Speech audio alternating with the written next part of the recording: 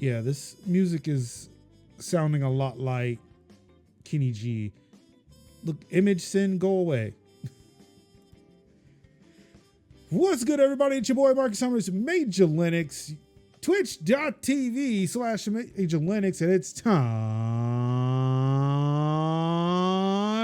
once again for another episode of Tech Talk Thursdays for September 19th, 2024. This month is going by quicker than I would want. This is the first time I think I've really said that about a month. And it's wild. Of course, this week, just like every other week, it's like every week, I'm joined by Kevy Kev. It's your boy Kev in the building. In the building with a new phone.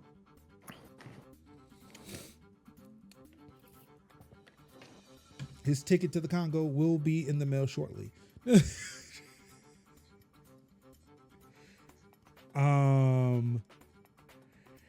And of course, my Kafia the comrade,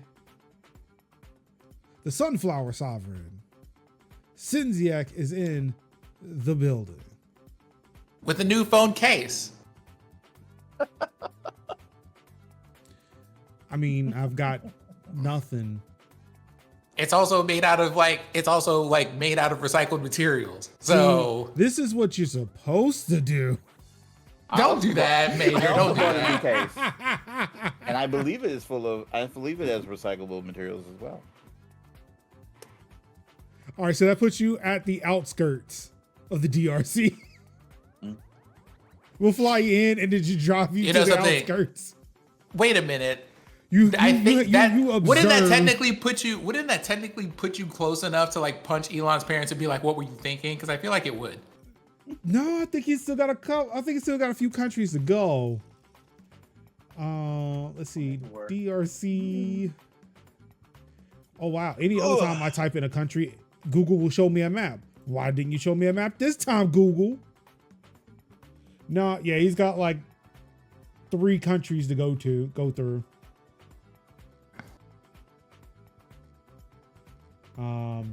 Zambia, Botswana, and then he'll be in South Africa. Yeah. That'll do it. So that's what we'll do. We'll drop him off at the edge of the DRC, and he has to, in Grand Tour style, drive a car that should not be driven through Africa for reasons to get to South Africa to punch Elon Musk's dad not in the face, but in the nuts, just to make sure he can't make any more Elons.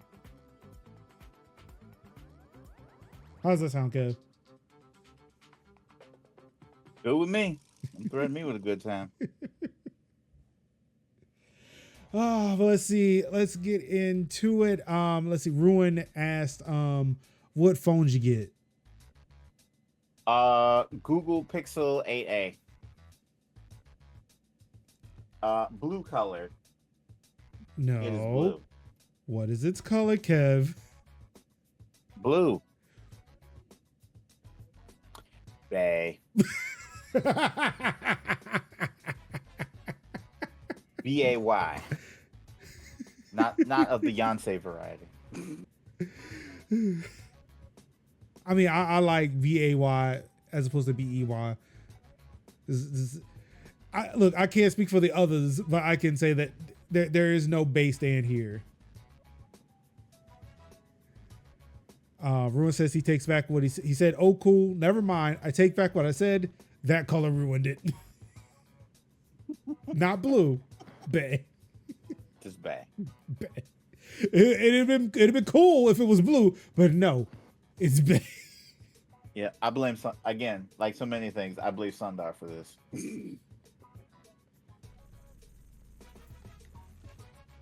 Woo, all right. So let's see. Yeah, we've got some stuff to talk about this week. It was a packed news week, but I made some space. I was going to say that first item you have could be the last item that we talk about. Okay. So that we make sure that we have time for everything. Okay. So yeah, we're trying to make some space here. I will move it. I will move it to the end of all the new stuff, all the updates that's still tail end. Ooh, boy, that just really, we really starting off the night then. It's got some news from a words. We got news coming in from around the world. Let's see here. This week I also decided to, because again, I'm shaving some things down, focus on Amazon. It's going to be a fun discussion about Amazon. And because today Nintendo dropped the law bomb, of course we got to talk about it. This is Tech Talk Thursdays, and let's get into it. Of course, the first thing that we are discussing today, as soon as I move Sinmage out of the way, Sinmage, that's what I called him. Where is it? Sinmage. Out of the way. Coming out of Lebanon this week, exploding pagers killed 9 and injured thousands in an attack on Hezbollah.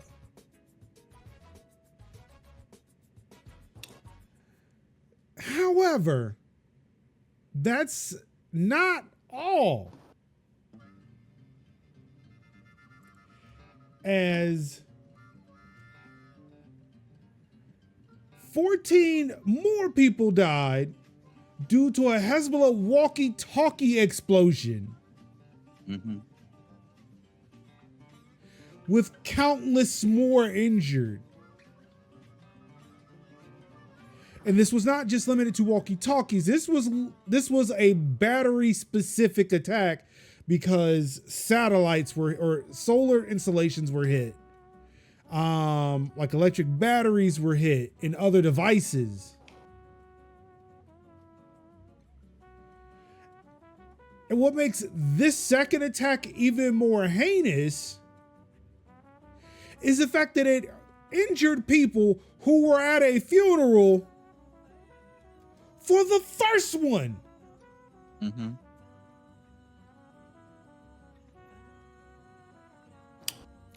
Of course, once again, when we say tech is not neutral. Yeah. Mm-hmm. Of course, these attacks were targeted towards Hezbollah members, thanks to the Israeli military, or not necessarily the Israeli military. From what I understand, Mossad, whoever the fucking spy agency, Mm-hmm. did a physical supply chain attack, intercepted the shipments of these devices, added explosives to them, cranked up the heat on the devices and caused them to explode. Mm-hmm. One victim to explain the nature of what we're talking about here, I think it was like a couple of years ago that we reported that there were phones that you were not allowed to take on a plane and charge because they were concerned about that. In case y'all forgot, like there was a whole bottle of Samsung phones you couldn't bring on a plane here in the United States because they were afraid of that nonsense happening. The Samsung Galaxy Note 7, to be specific. Mm-hmm. And don't worry, those plane protections have been issued for these devices. The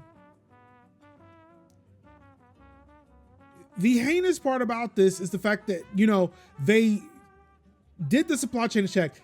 They did the supply chain attack, not knowing who specifically these devices were going to.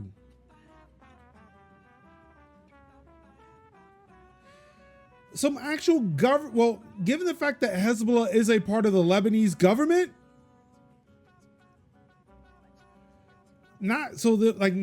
them notwithstanding, other members of the Lebanese government not associated with Hezbollah were attacked. Mm-hmm.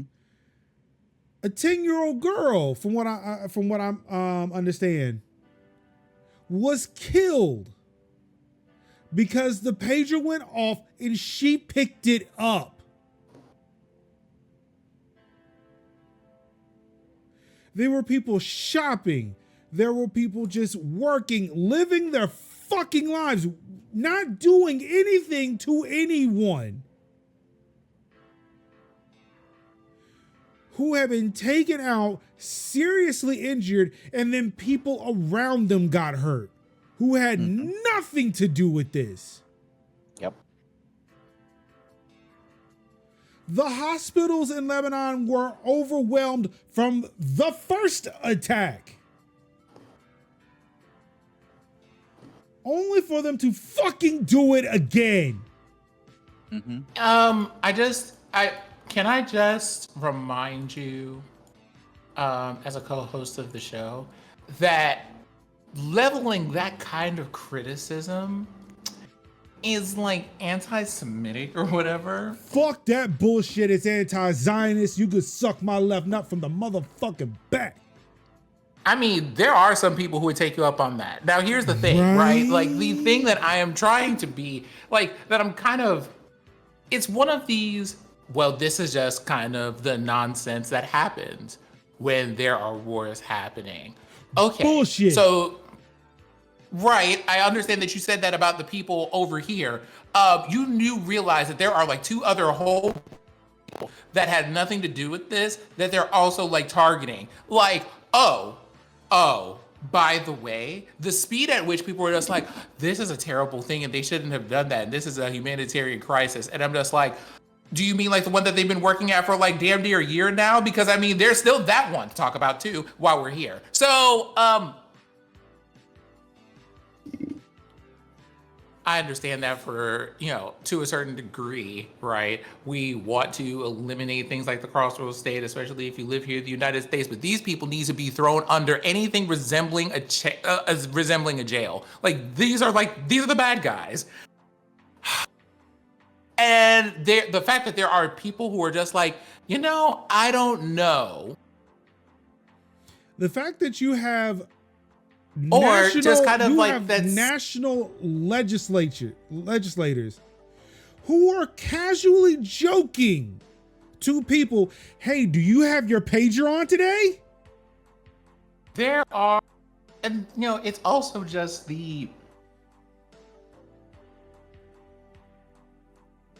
there are like some very clear parallels here in that, like in the whole pattern of behavior around here. I feel like I think everybody here and everybody watching at home who listens to this show on a regular is aware of what I'm talking about here.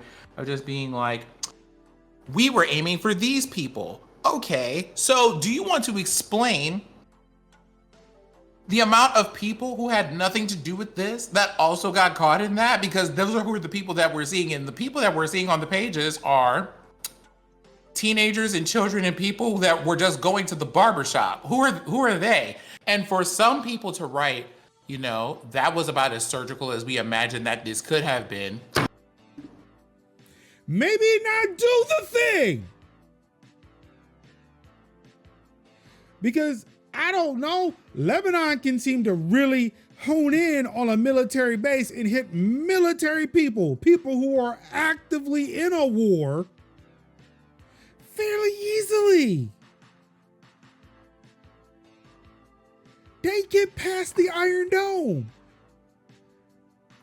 Hamas, they can sit there and hit a fucking tank of soldiers very easily. Yet Israel can't seem to wipe out Hamas after almost a year. They shut down 3 of 16 command posts. 4 of them, maybe like a few of them are degraded, but there's quite a bit more that are still highly fucking functional. Like, I don't know. Maybe you just aren't as good at this as you think you are. If we Like, want to either talk that or about we can surgical just- strikes. I mean, maybe it's that, or maybe we can just like, I'm just at this point, I'm just like, I would be just fine if we could just, kind of get to the point that we're just like, we are going to call this particular gardening tool a spade. And that spade is, y'all, we're not really trying to aim for the bad guys. We're just trying to take everyone. I mean, the sad thing is, Bibi Netanyahu has said as much. It's kind of I mean, he's literally shown a map where the West Bank didn't even exist anymore. It's kind of like, let's just say and then deal with the reality of whatever that is. And I'm just like, y'all are going to, like, we're waiting for what exactly? Like, is there like a particular notice we're looking for? I believe the U.S. State Department is waiting for Israel to say that they are doing that, like in no uncertain terms. The way that we keep saying that Matt Miller specifically keeps saying, we've asked the Israeli government to investigate. Because, the last thing I want is for John Wayne Gacy to investigate his murders. Or Jeffrey Dahmer. Well, I mean, respectfully, are they a hedge fund manager? I mean, it's almost like asking Donald Trump to investigate himself. I mean, but to be fair.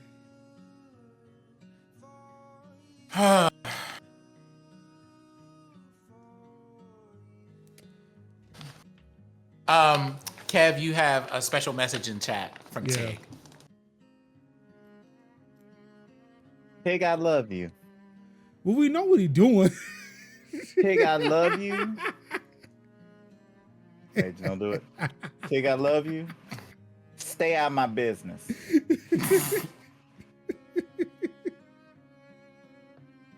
Love you. I ain't gonna lie. If I had a new Play 12, I'd be playing with dude. Yeah, that's right. Mind, Tig, I love you, but mind the business that pays you. Oh, and stay in a lane of your own choosing. Apparently, the lane that was poor choice of words on your part. I was about to say, Kevin. I'm saying stay in a lane of your own choosing. That is not mine. That is all yours. You did not say that. You did not say that fast enough. Oh, I can say, cool. Get out of my lane. A lane that is not mine. Absolutely not. But as I was. But just the nonsense of reading all of that, and I don't know what's worse, reading the commentary about that, or just like we're talking about like nonsense happening over here. And by the way, like this is probably the most recent or shocking thing, but this is a reminder that they've been like picking at things over there for almost as long as this whole like genocide has been going on. Because it took like a couple of weeks after they started in one place for them to be like, they just randomly like attacked the consulate. And you're just like, what are you doing in Beirut? They weren't. What were you doing over there? I mean, to be fair, it's not like Israel does not occupy parts of southern Lebanon.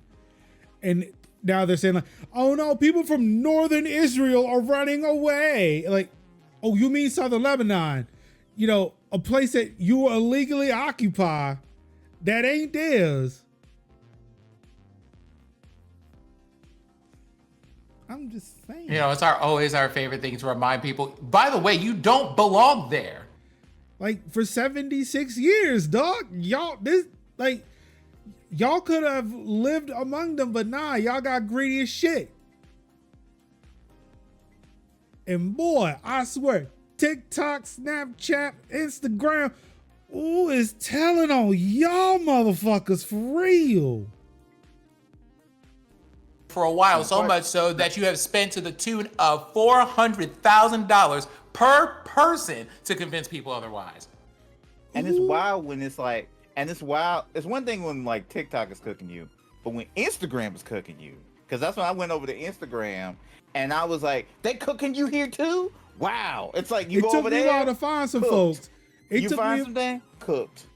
It took me a while to find some folks, but like Instagram was like day 2, like serving me content like that. And it's like, oh, I should look into this.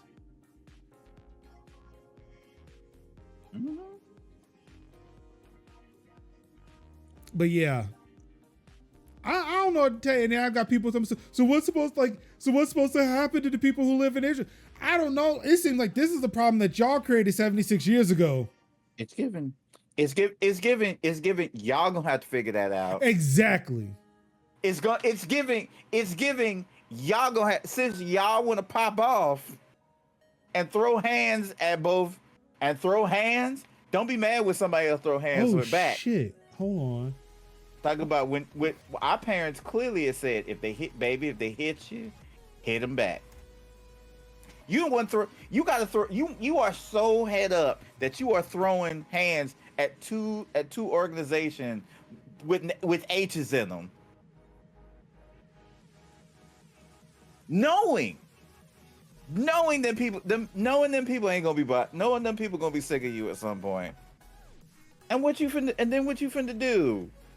Involve the U.S.? What the U.S. gonna do? Supply them, probably. And then what? What happens when say, you know what?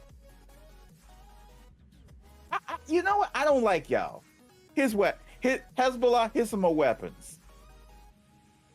You want? Okay, somebody's confirming that. But I'm sorry. Everybody wants smoke until it's a barbecue, and then you like, uh-oh. I'm sorry. I was getting some news from some people saying that Mark Robinson dropped out of the NC gubernatorial race.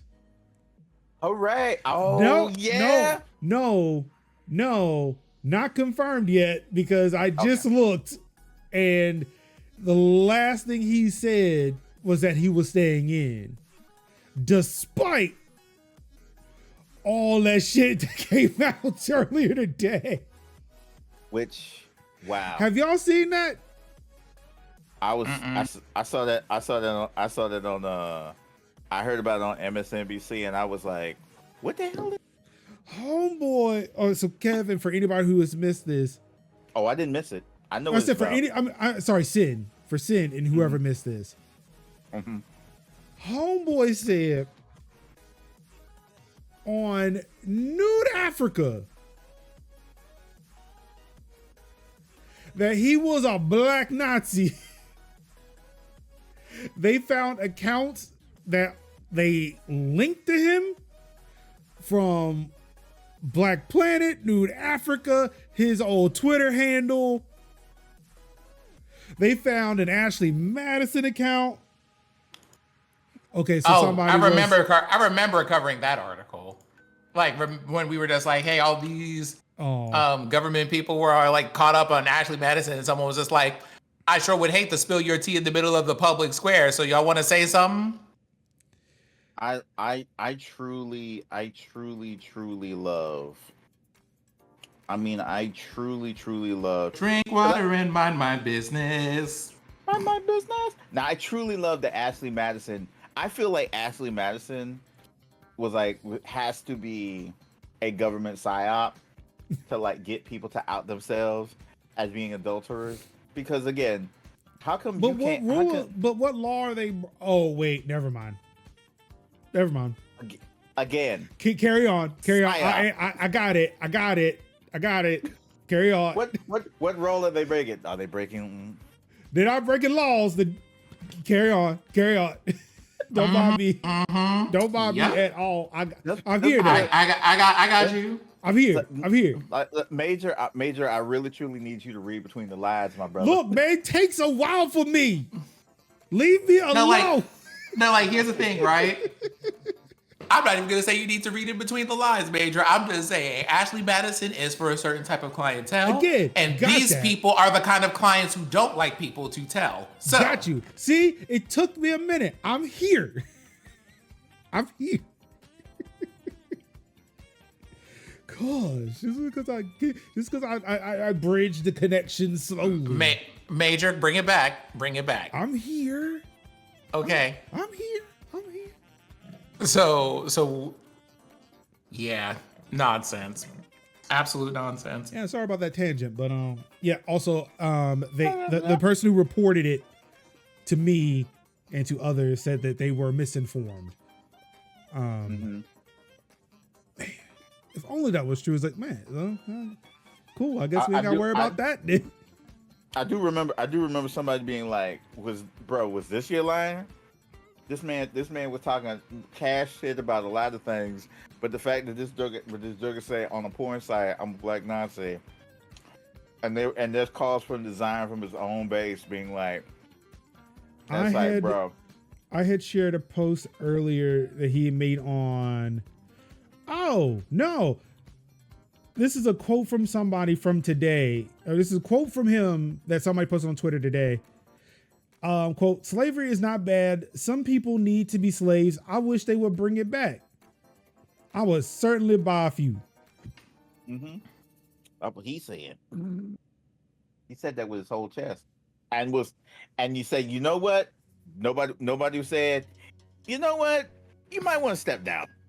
Mark, you might want to step back. From the articles I was seeing on Google, there were a couple that said that NCGOP is thinking about some things. Like, are they thinking about things because they're like, you're not supposed to tell them, or because they were just like, that's actually wrong? I didn't click the article. They were thinking about replacing him, not like reprimanding him. So look, I guess if Kamala did it, we could do it too, right? No, they're just like, we're not trying to take the Tennessee route here. Shout out to you for watching the show if you get that reference.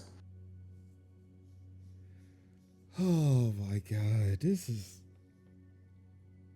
a fucking mess. That part. Can we just look? Can we even skip? Can I get a receipt? Like, can I just get a receipt? I just want to send it back. No, because then we got to worry about UK rule. And while I was on part for that, and like a few years ago, I've discovered a new option, and yeah, I want that one. Like, can we just like skip the whole, we want a revolution. Of course, the capitalists are going to want to fight back. Like, let's just admit that the capitalists just fucking suck. They should all just go away and let us handle it now. Like, can we build a new system like today for real? Yesterday is also a viable option if anybody wants to do that one. A week ago, a month ago, a year ago, 4 years all good ago. Options. I'm very willing to take you up on those. I mean, also, so to bring this back to the attacks in Lebanon, I do want to remind people that this is being enabled in part, if not all the way, by your tax dollars. Like, I don't want to say you are culpable for this, that we are culpable for this. But I mean, the taxes you pay to the state and federal government probably paid for this.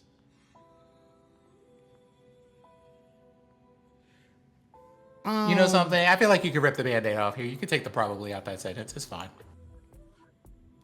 I mean, I don't know. Israel does bring in its own money through other things too. Do you mean through other people at gunpoint? I mean, there is a possibility. Who is to say? I mean, we should ask Israel to investigate themselves on whether or not that is true. Is that before or after the investigation on Elon Musk? Oh no, because everything Israel does that seems heinous and illegal, we have to ask Israel to investigate it. Yeah, see, stolen olives. See, the olive trade. They own Sabra. They sell hummus. This could be the hummus money. So that's what I'm saying. Probably Western taxes. Because this could be hummus money. This could be Sabra money. NSO group money. Because, you know, Apple dropped the law. I excluded that story, but Apple dropped the lawsuit on NSO this week. Because Apple was like, I don't know, they might find out stuff about us in discovery and we don't want that. So I just want to say that, hey, you know how Apple says that they value your privacy? The fuck they do. Because they'll just let they'll just let NSO group hack your shit anyway. And the NSO group, Israeli company. But yeah, back to the toll taxes bit. Your tax dollars probably paid for this attack on innocent people. So you know when you meet somebody and say, and you know, you tell them, hey, I'm not voting for either. And I'm going to say this because it is sad that it needs to be said, that I am not voting for Kamala or Trump, because it has to be said, because of a genocide that is happening all around Israel, inexplicably, apparently, because nobody really thinks about why it's happening or the fact that it is happening. When people tell Kamala supporters that, remember that all we're asking for, all those people are asking for, because even if she gave it, I'm still not voting for Kamala. But all the people who are abandoning Kamala are asking for is a complete arms embargo and ceasefire. Which I don't know, if you stop giving the person killing people with your weapons, you know, the weapons, then a ceasefire would happen. It's amazing how that works. That, you know, if you tell somebody that and they tell you, say, hey, you know, you're dividing the left, you're taking votes away from Kamala, make sure you also tell them, you know, she got the backing of like 200 Republicans. And last time I checked, I was a Democrat. If saying you were a Democrat, I am no longer a Democrat. But also, damn, wish I could identify socialists here in North Carolina, but I can't. But yeah, remind them that Kamala is more Republican than Democrat, and you would technically be voting for a Republican at that point. Let them sit on that. Let that burn their biscuit for a second. Because the second you get Dick Cheney to vote for you, like who we thought was evil incarnate, up until like maybe 2016, when Dick Cheney is voting for you. Yeah, no, I think we lost the plot on that one. But she's all too happy to court Republicans and not work with people, you know, on the left. You know, do what you do. I'm not here to tell you to vote, not to vote, who to vote for. Just want to bring some information to you.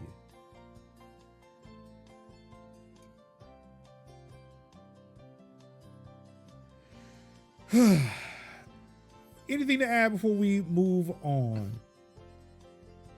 Nope. Do you feel better though, having gotten that out your system? No. And I won't.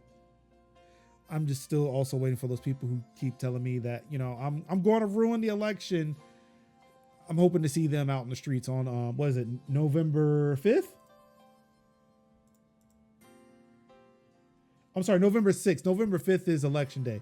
November 6th, y'all better be out in these fucking streets. I'm going to enjoy watching you enforce that. Oh, I'm not going to enforce it. I'm going to be looking some, yeah, y'all were talking that cash shit up until now. Now that the election's over, whew, I don't have to deal with it anymore. I'm going to go back to living my comfortable life. Well, some of us will keep fighting. Because change never happened through elections. Change happened through radical change in these fucking streets. People died for a 5-day work week, 40-hour day. People died for women to vote, for black people to vote, for black people to even be fucking free. But yeah, we'll vote it out. We'll vote it out. Yeah, y'all do that. Doctor says they won't care because they the same coin, different sides. Oh, and they hate that. They hate being called that. We're nothing alike. Okay.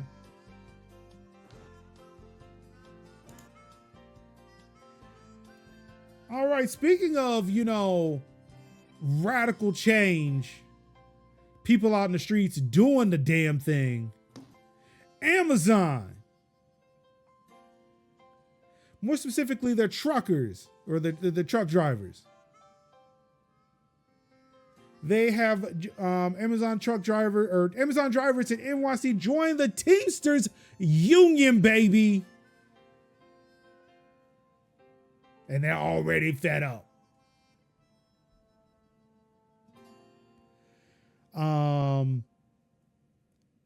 Hundreds of Amazon drivers in New York City have joined the Teamsters Union in the hope of obtaining better pay and working conditions. The union says a majority of drivers at each of 3 delivery service partners or DSPs working out of a Queens warehouse have signed authorization cards. Oh, and keep in mind that this is shortly after a court found that Amazon is co-employer to these DSPs or these delivery service partners. As soon as the court found Amazon liable, those drivers joined the union. And it was beautiful to see.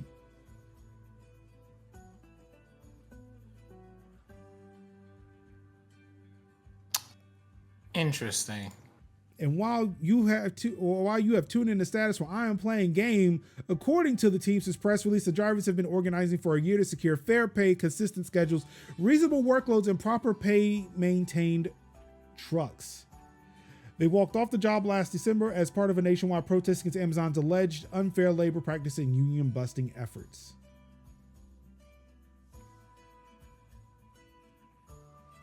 I saw a video today where a driver was sitting talking about, again, they're having to pee in bottles, not taking breaks, having to lie on inspections for their trucks just to get them out there.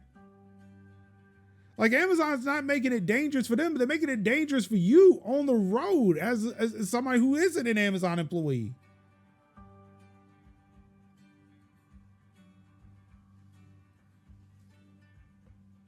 So again, I am here again, and as I will say, each and every time union conversation comes up on this podcast, this show is pro-union.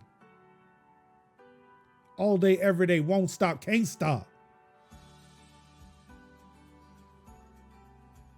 Hopefully this will give the drivers more leverage when they're going to the bargaining table, get that contract, get the things that they need, get the things that they deserve. Because fuck Amazon.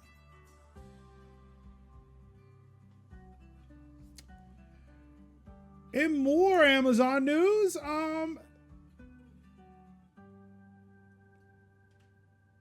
Amazon workers getting free Prime and a pay raise starting early next year.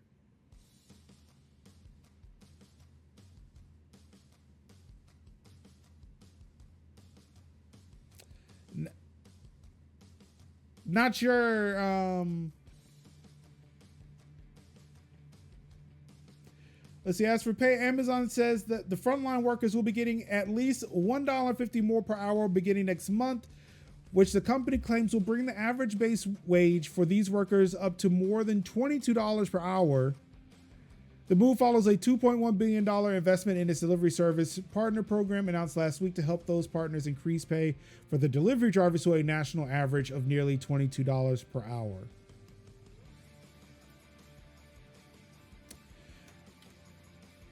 I'm going to take a little detour. Take a moment. Here. Take a little moment. I'm going to take a look at this website here.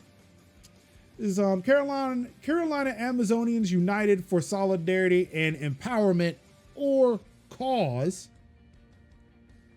A union forming here in North Carolina, or in the Carolinas.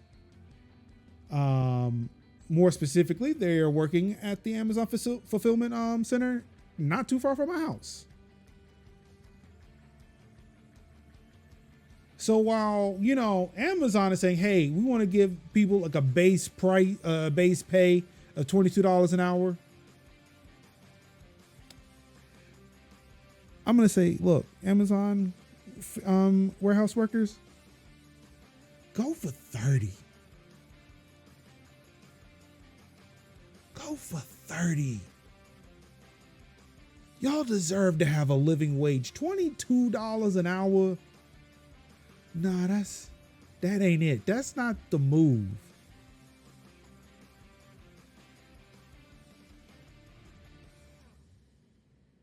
Get that 30.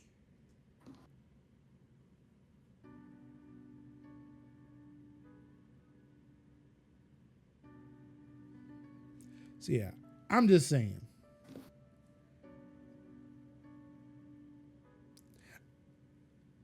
Dodging, I wouldn't even know. What is...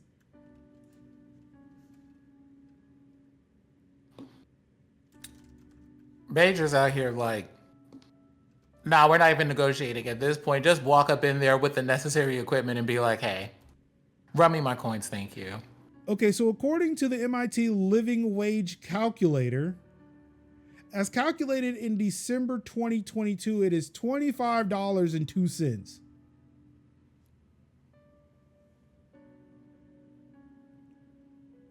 So Amazon's still $3 short.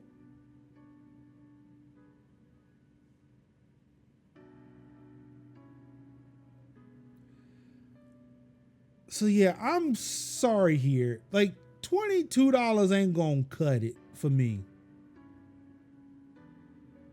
You know, like exactly, Dodger. That's yesterday's price. It's 30. We talking about today's price. And it's 30. It's 30. It's 30.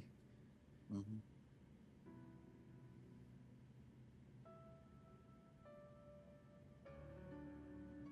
So you can take it $22. You can take it Amazon Prime. And you can fucking shove it. You know what I can do for $15 a month? Turn that sideways. You know what I can do for, look, they're saying like, oh no, Amazon Prime costs $15.99 a month, $139 a year. You know what I can do for $15 a month or $140 every year? I could pay a fucking bill.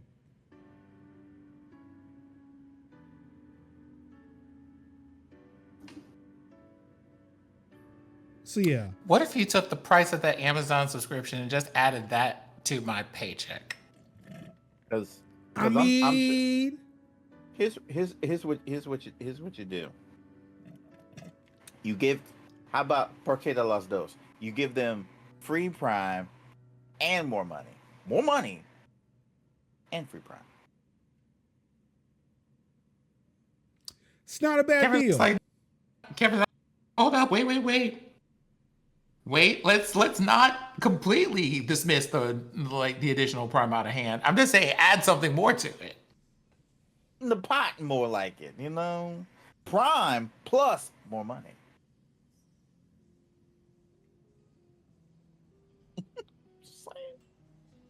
Just saying.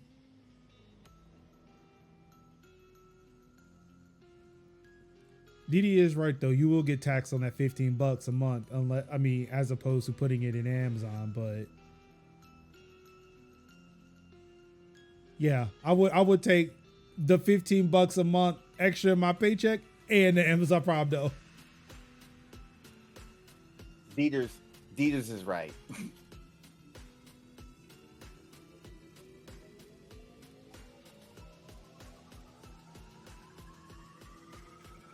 All right, let's see. I don't remember what this next one is. We're gonna find out together because it's still Amazon related. Oh, I remember.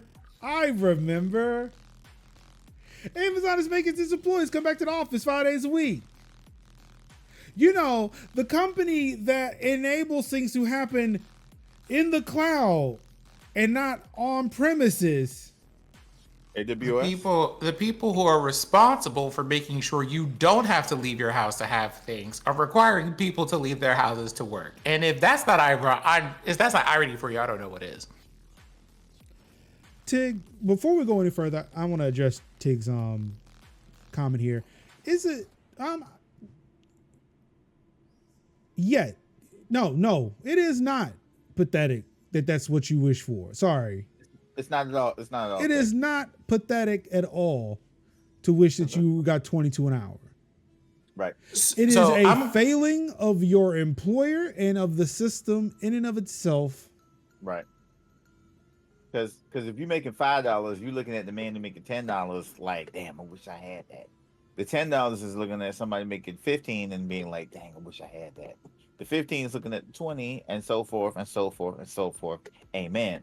That's what it is. Now, because of that dynamic, what your employer is going to tell you is that you should work hard to get to that point, and then you're going to be envious of that person. You should not be envious of that person. You should be upset and angry at your employer for sitting and trying to set that up. Mm-hmm. That part.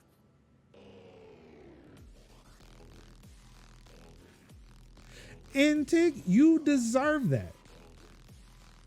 I'm here to tell you right now, you deserve more than 22 an hour too. Mm-hmm. Agreed. Pig this deserves that. I'm here to tell you that the motherfucker, like, as much as I am boycotting McDonald's right now, I don't give, like, there are people who still go. They still need to be employed. McDonald's burger flippers deserve more than $22 an hour.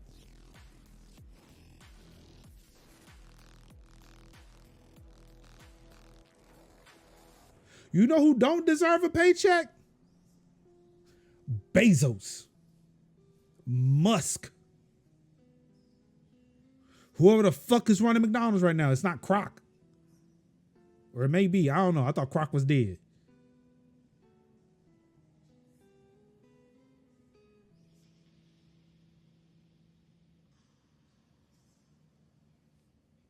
I'm just saying. That's just me. I believe everybody deserves more.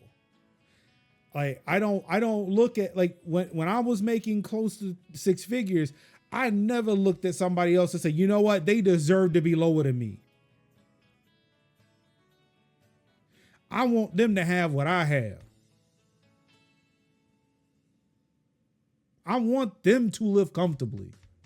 So, you know what, Tig, because you said that, allow me to add the following, just for the sense of perspective, because I think it's important. And it's something that comes up in the thing that I wrote today about, like, when we're talking about things and how we talk about them.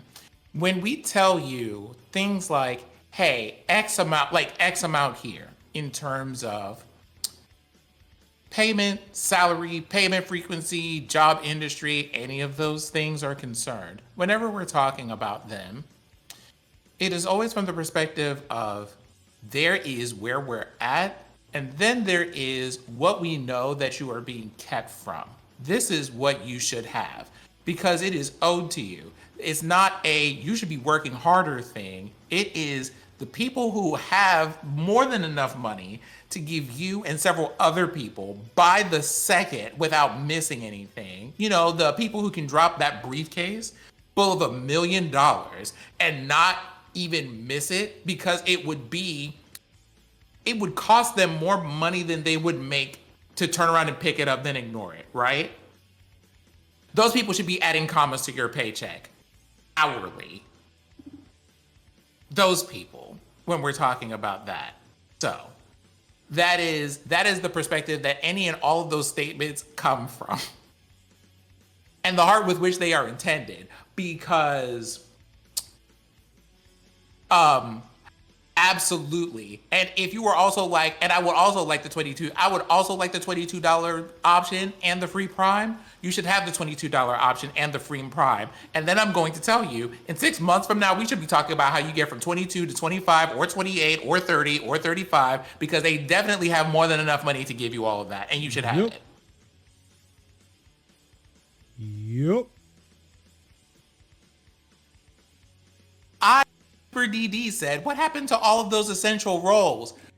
It was when the level of effort exceeded clapping for people during rush hour, we didn't want to do it. And by we, I mean C and VP levels at most companies.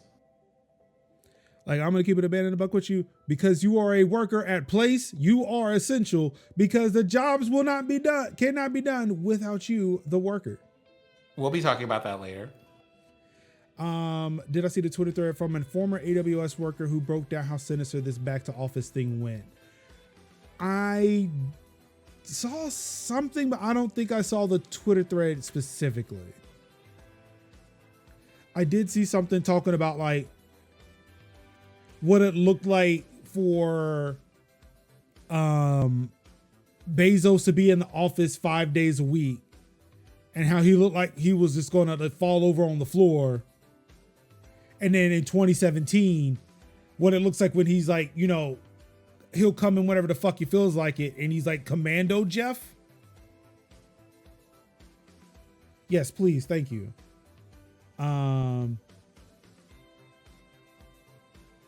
We will not blend those fandoms together. We won't do that.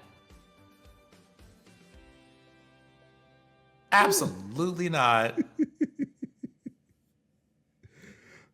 My shareholders.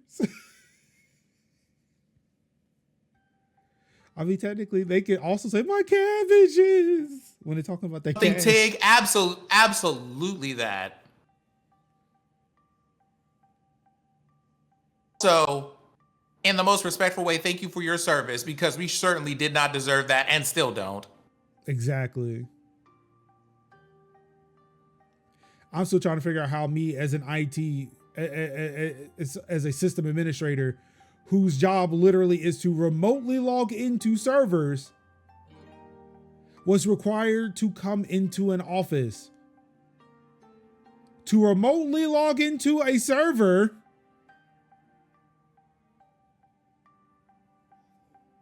Yeah.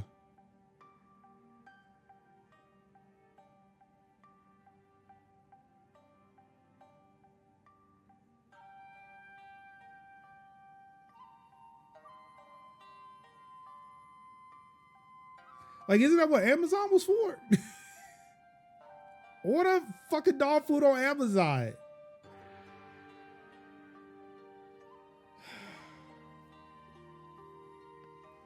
Again, but yes, let's come back into an office 5 days a week.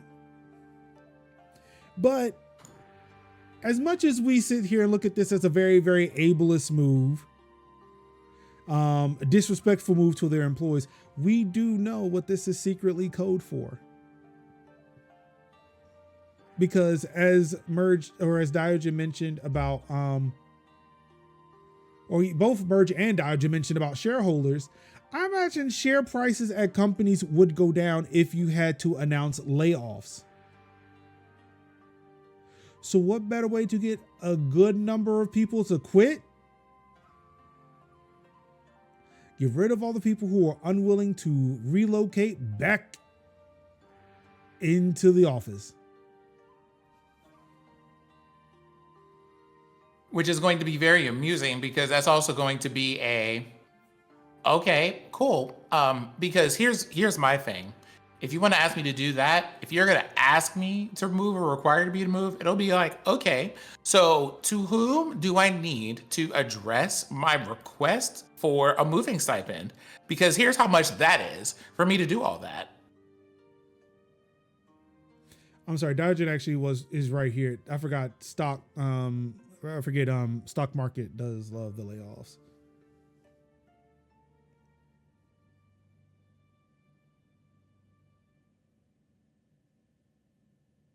Oh yeah, I forgot. Amazon totally laid off people. I keep forgetting Twitch is a part of this whole thing.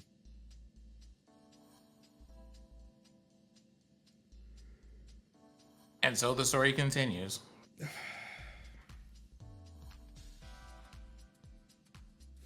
But fear not, because you know how I mentioned that radical change happens on the street and we have to support, we have to back our unions. Amazon's firing at both ends right now. You got the backlash to the people who are coming in. You got the labor unions with the truck drivers and the warehouse workers. They got a shitstorm on their hands.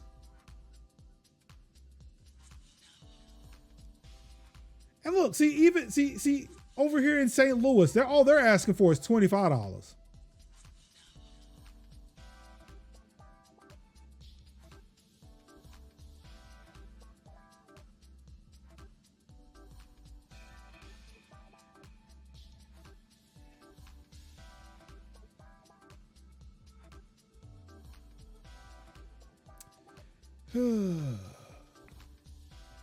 Ooh, no.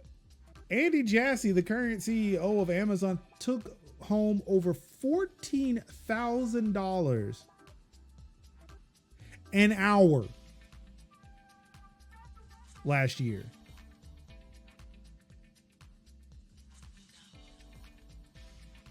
Those people, Tagore, by the way, are the people that we're addressing when they're like, they need to run you your commas.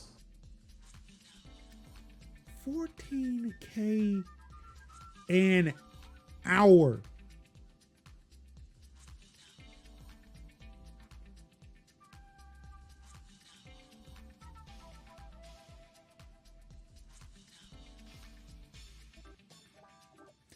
Let's just let that sit in. Let's just let that sit with you. It's heavy. It's heavy. I want to say it's heavy. It's not even heavy anymore. I'm so used to carrying this nonsense. But yeah.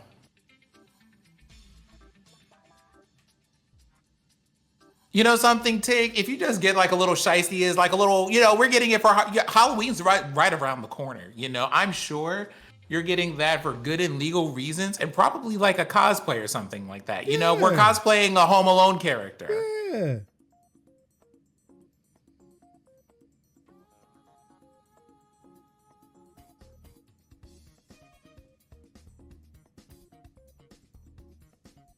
Yeah, the Fortnite skins, Little DLC. See, I love Fortnite skin. You want to know what's also fucked up? It's something I thought about, right? I'm sitting thinking about the warehouses, right? Do y'all know how easy it is to get a job at an Amazon fulfillment center? Do y'all want to know how easy it is? Feel free to explain. So the instructions on how to get an Amazon a job at it. So yeah, to get a job over at a Amazon fulfillment center, you have to log in to a certain site at about 10 p.m. on a Friday evening and hope that you can find a fulfillment center that is close enough to where you live.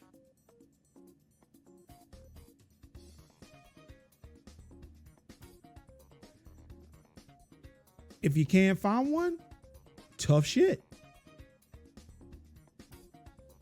You have to do this every week. If you don't find one near your home, but you can find one that you can easily drive to, possibly, you apply to that one, work there for 30 days, and then you can request a transfer to a Amazon facility of your choice. Once you actually get approved, I imagine, because this is yet to happen, I've yet to see this. You go into a room that looks like a DMV with people sitting at desks, willing to have conversations with you to go through things. Again, I have no idea what they discuss because I've yet to actually get through to the first round. I thought applying for jobs on Indeed and LinkedIn were fucking scams, when I realized that I have to play a fucking game with Amazon to do back-breaking work for Amazon. But because the economy is so fucking bad right now, and at least, like, again, for Tig to say that she wishes that she could have $22 an hour. And again, I don't know how much Amazon pays here in Garner. But to want, like, there are people who, like, apparently this is the hottest ticket in town. And you have to be lucky as shit to get through whatever fucking Squid Game level bullshit that Amazon puts you through just to get a floor worker job at a fulfillment center.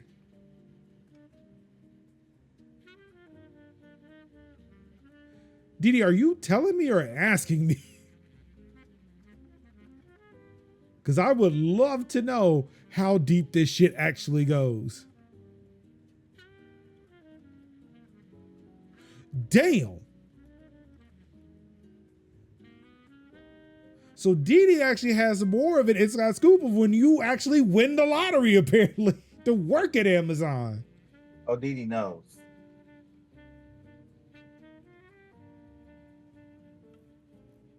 Like,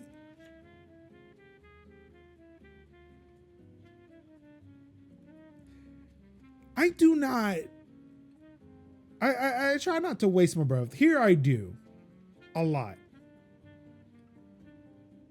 And Kev reminds me of that daily. Sin 2. I really don't. Like, the thing is, Kevin's the person who reminds you. I just, like, casually just go, I'm gonna have to let you have it. You go right ahead. Mm-hmm. But oh no, I tell him. When I talk about the evils of capitalism, this shit right here is what I'm talking about. Mm-hmm.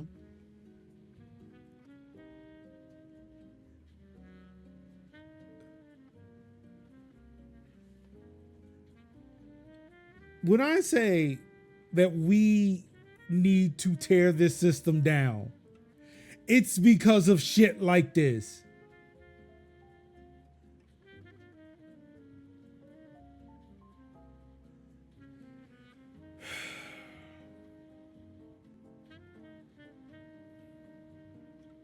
But Amazon will rather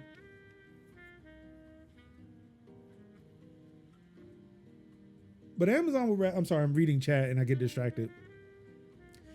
But instead of Amazon actually investing in its employees, you know, actually giving people decent job opportunities, all that stuff, they would rather spend the time platforming problematic YouTubers.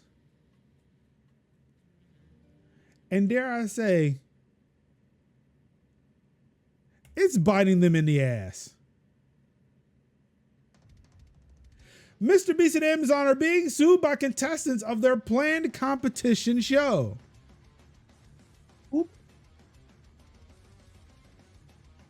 I suppose we've been waiting for that one for a while on a certain level, right? And for me, that's mostly You have a whole bunch of funding to have people do like basically survive, like a lightweight survivor-esque, or because we don't understand the concept of irony or media literacy, things like stuff modeled after the Squid Game There you go. for competition and all this other stuff. And it's just like the nonsense that you put people through is over here largely unnecessary, but yet you do that for the clicks, and now we are here. And now we are here. A lawsuit on behalf of 5 unnamed contestants who participated in YouTuber Mr. Beast's Beast Games was filed on September 16th in Los Angeles against Mr. Beast as well as Amazon, which plans to distribute the show. It's also seeking class action status. Beast Games is the brainchild of Jimmy Donaldson, also known as Mr. Beast. The game show had participants go through challenges for a shot at $5 million in cash. There would only be one winner out of 1,000 participants, so the money would only go to the last person standing. When the 5 contestants participated in the game show, they each wanted to win the money, but nothing prepared them for the poor condition, mistreatment, and harassment they experienced. Among the 14 complaints are failure to pay minimum wages, sexual harassment, false advertising, and failure to provide uninterrupted meal and rest breaks.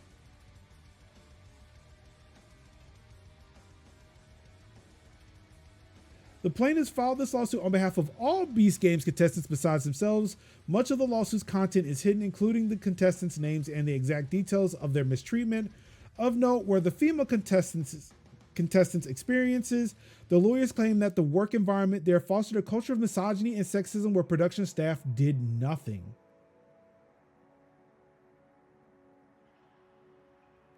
The contestants were considered employees under California law, but Mr. Beast and Amazon allegedly misclassified them to obtain a tax credit of around $2 million.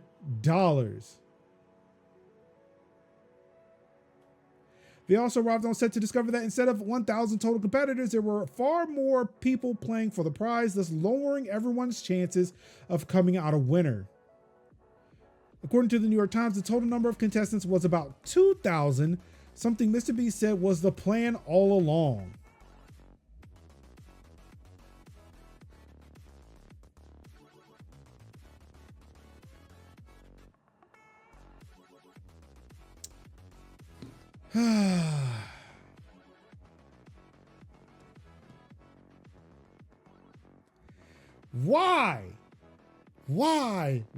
Why do we continue to platform these disgusting, vile, disingenuous white men? You know, there was only one descriptor that you needed out of the 4 that you named. Out of all the people, this motherfucker. I hate that I learned that he currently resides in North Carolina. I hate this. I mean, for a while it was PewDiePie, and then now it's like Beast. It's like it's the same level, man. It's the same song, different dance, baby.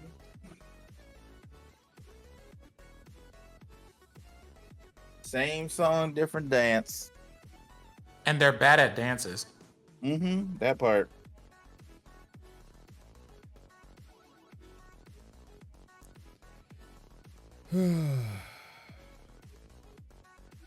Wait, what is this? A5? What's this mean?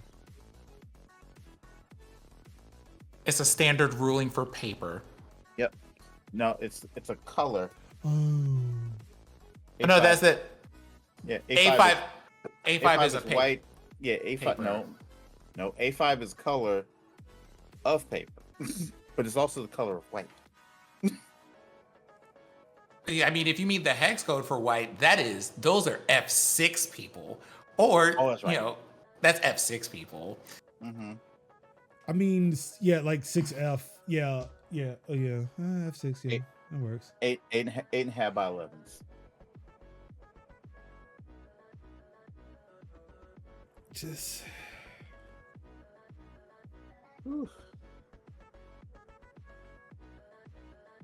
It's just.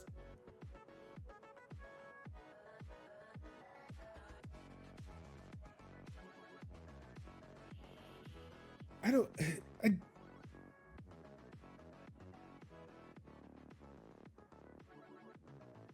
Yeah, DEI was the bad thing. The affirmative action was the bad thing. Things that are, oh, I mean, do we want to get into that? Because this isn't related to tech, but there is currently a set of investigations that are underway because someone literally had to go, can we talk about how your enrollment is happening? Because your enrollment is just now, since abolishing it, has been like significantly low, but very specifically also for these populations and the people who thought they were going to benefit from that affirmative action not being there are not benefiting from that affirmative action not being there. So what did we do this for? I mean, things that we told you on hour one, day one, but you know. Yeah, when those numbers were coming out, and it's like, yeah, about that.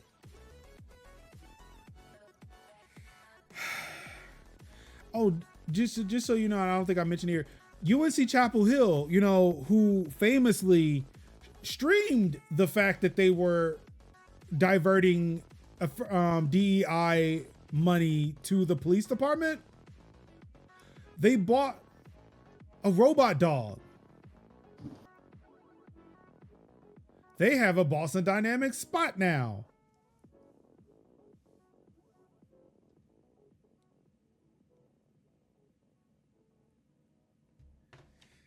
Yeah. Again, taking DEI and putting it right into police. Like not even 2 weeks after the encampments, mind you. Mm-hmm. Which most college campuses now look like fucking war zones. They look like fucking prisons.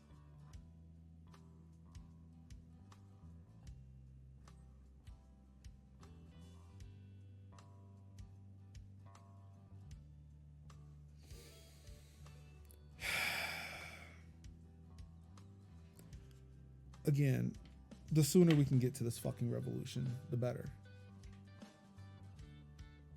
Well, I mean, if it makes you feel any better, there are certainly people everywhere who are trying to speed that along, but for significantly different reasons. Yeah. So I mean, if that's what we want, there are people who are willing to help you. You see, that's an insurrection, not a revolution. Like once they get in there, they're going to use the same existing systems to do the oppression. I mean, sure, but it's one of those when someone says like, hey, can we just get to I'm just saying, there are some people for whom those things are exactly the same because they don't know better, to be fair. But yeah.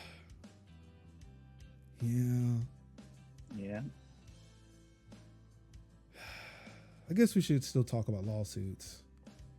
Because Amazon Mysteries aren't the only people being sued.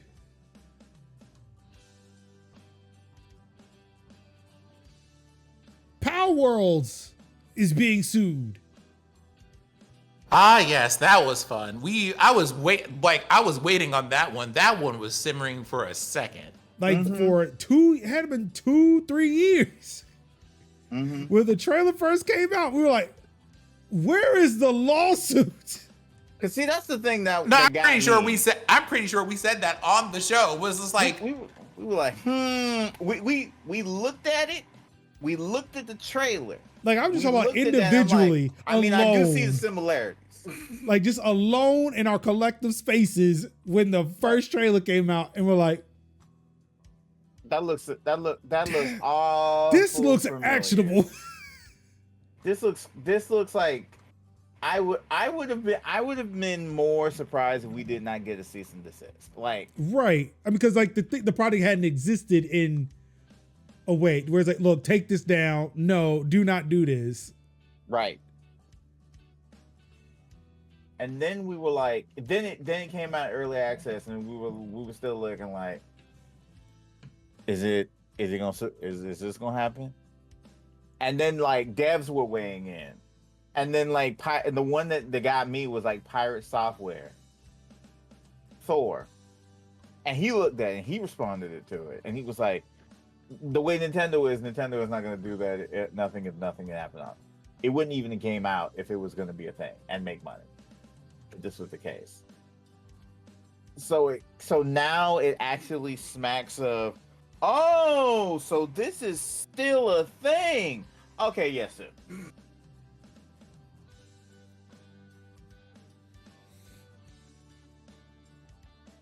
And the wild part is, like say best case scenario beats the rap. Worst case, we like Monster Battler games are like, it's gonna be like a decry of like. So you're saying that you own the term of Monster Battler games? Well, I don't think that's. Well, I mean, like, unless you've looked at the patents. Mm-hmm. I don't think that's what this is. I don't know yet. I haven't scrolled down far enough. But remember, Temtem exists. Yeah, Temtem exists. Temtem totally exists. Temtem exists. Koromon exists. Cassette Beast exists. There are plenty of other games that exist that in the hell, Dragon Quest Monsters exist. Did come out first, but I wouldn't be surprised if Nintendo just kind of add a little bit of Square Enix a little bit. But that's what I'm saying. The Monster Battler genre has been a thing prior to Pokemon and then after Pokemon. Yeah, so I don't think I don't think that's what they're going after. Diogen says that that people are guessing that it's the Pokeball. But even then, it's like, so even then, they would just say, cool, but then you would just say, hey, Pocket Pal, change the way you catch Pokemon. And they'd be like, oh, okay, a Pal Box, whatever. That's what the cease and desist would come in from. Digimon. Yeah, Digimon. But you want to know what, like, but here's the thing. They had all of those properties, but I feel like every single one of those was things like, this is like Pokemon, but I don't think anybody would have called Temtem like Pokemon anything. I feel like Palworld is one of the very few that got the distinction of people immediately looking at this and being like, oh, it's Pokemon, but with guns. And people are just like, ooh. No. Because that was the thing that kind of got me, where it was like, I was thinking that it was Pokemon with guns until I played it, and then I'm like, no, this is Arc with Pokemon. This is Arc, but with like Pokemon-like characters. Ghostbusters did it first. So, what's up, Takao? Takao says, if I were the devs for this, the checks were cashed. Right. Once the sales started coming down after their peak and the money is already buried under an abandoned house at this point. They got this far, and that's the only thing that matters at this point. I mean, they can literally. They can bury that money, but they still gotta pay somebody. That money gotta come from somewhere. I mean, the settlement alone would probably be like, okay. The settlement would probably be like, yeah, okay. Or just be like, hey, let's talk about the Pokemon like capturing device. Like, okay, we got a Pokemon. It really, but it does kind of feel like Coming to America with like McDonald's and McDowell's, where it's like they got the golden arch, they got the golden arches, we got the golden arcs. we got the Big Mac, they got the Big Mac, we got the Big Mick. It's like I feel like McDonald's would have paid him. I feel like McDonald's would have given him money to open the restaurant. Like, I don't understand what the point was to copy them. He could have literally bought a franchise. Right. Probably, like, I feel like there would have been assistance. Yeah. The amount of money he put in to make the copy. Yeah. was literally there was a scene of him literally there was a scene of him like reading like McDonald's operation. Like I feel like it was like a burnt down McDonald's he bought and decided he would rebuild it the same way. He's like, this is a McDonald's. It's like what happened. It's like what happened with the Romans and the Carthaginians, where the Carthaginians had a navy, and then the Romans had nothing, and then the Carthaginian ship landed on Roman shores, and they were like, copy it. Or that's how Apple operates. Right. Mm-hmm. Copy it. But I am at that. Yeah, I am definitely at that point now where I'm like, sure, but it really is feeling like it's kind of at that point like it's feeling kind of late, because I'm like, the game is out and has made more money than I think even the devs would have hoped that it would have ever made. But see, that's why I'm wondering what this patent is. Like, is it something And I'm that like, would what is not this have patent? been discovered if it wasn't for Or- some unique thing that a dev or something kind of came across, or Right. whatever the legal team decided, like, all right, we're going to pay you to play this game for hours and hours and find something. And then it's And like, then they did. They found like one small thing that does violate a patent. but then it's like, cool. I'll just give you a percentage off each copy. But then I still make the game. I don't think that Nintendo will want that. Well, Nintendo's got it, babe. No, what I'm saying is I don't feel like they don't want the percentage. It was like, no, remove your game. Okay. It's hidden, but it lives. Can you really remove something from the internet? I mean, they could really, again, when it's not legitimately available, it can hurt your sales. I'm not saying it will Yeah. stop them. I'm not saying no. it'll stop them. Where there's a will, there's a way. But again, if it's not on Steam, if it's not on major game storefronts, yeah, they're pretty much dead in the water. But Like it's the fact that like a PS5 version is supposed to come out, I doubt that's coming out. I doubt that's coming up. But it's just so odd. Oh, Because yeah. like I say, it's just so odd because it's like it's been out for like months. But that's what I'm saying. I think maybe they found something. They finally found something. I definitely am going to be I'm definitely Yeah, going to be like keeping I would say we a should close probably eye on keep it. an eye on this. I know Kev, because I think Kev is not a Nintendo fan, but he does keep track of Palworld and Pokemon. That's a beat he gave himself. I did not Right. declare it. I have basically said that.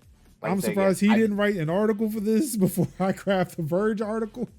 No, I didn't. No, I just did. I didn't get in on. I didn't really get in on it because I didn't want to like write about it, because most of the time I'm like, it would just be like, to me it would just be like two articles, and like not two articles, two paragraphs.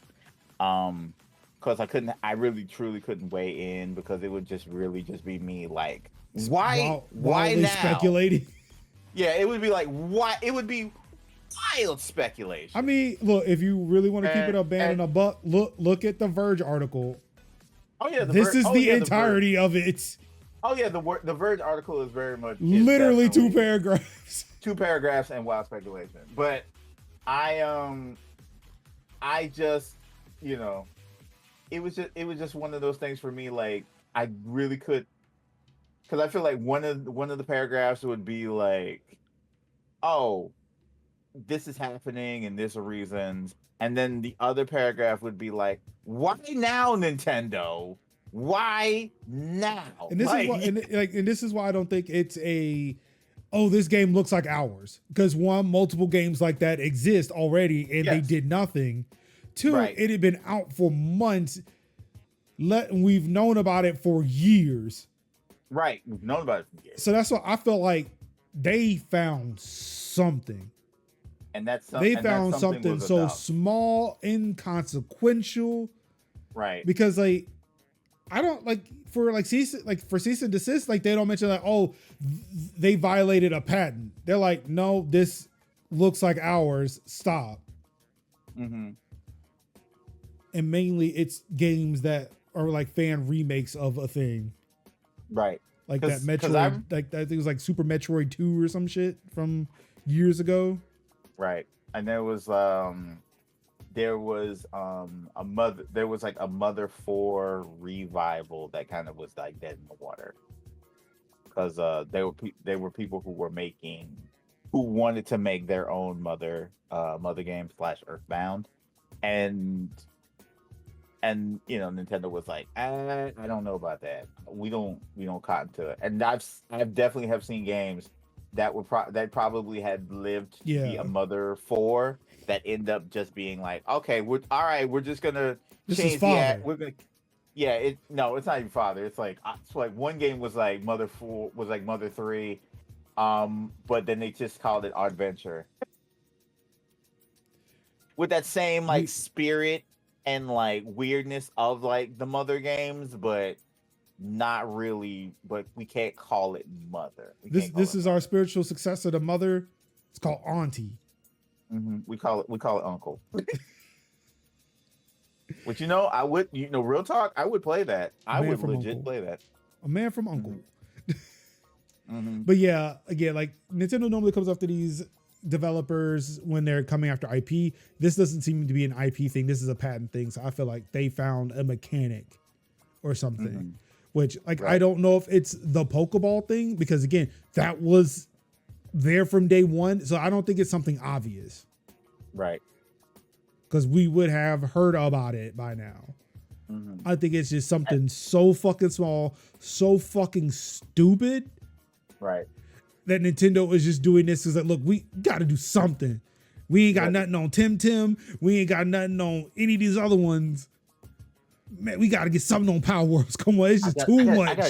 I got to put a little blood on your shirt. I got to do something. I got to at least pinch you a little bit because,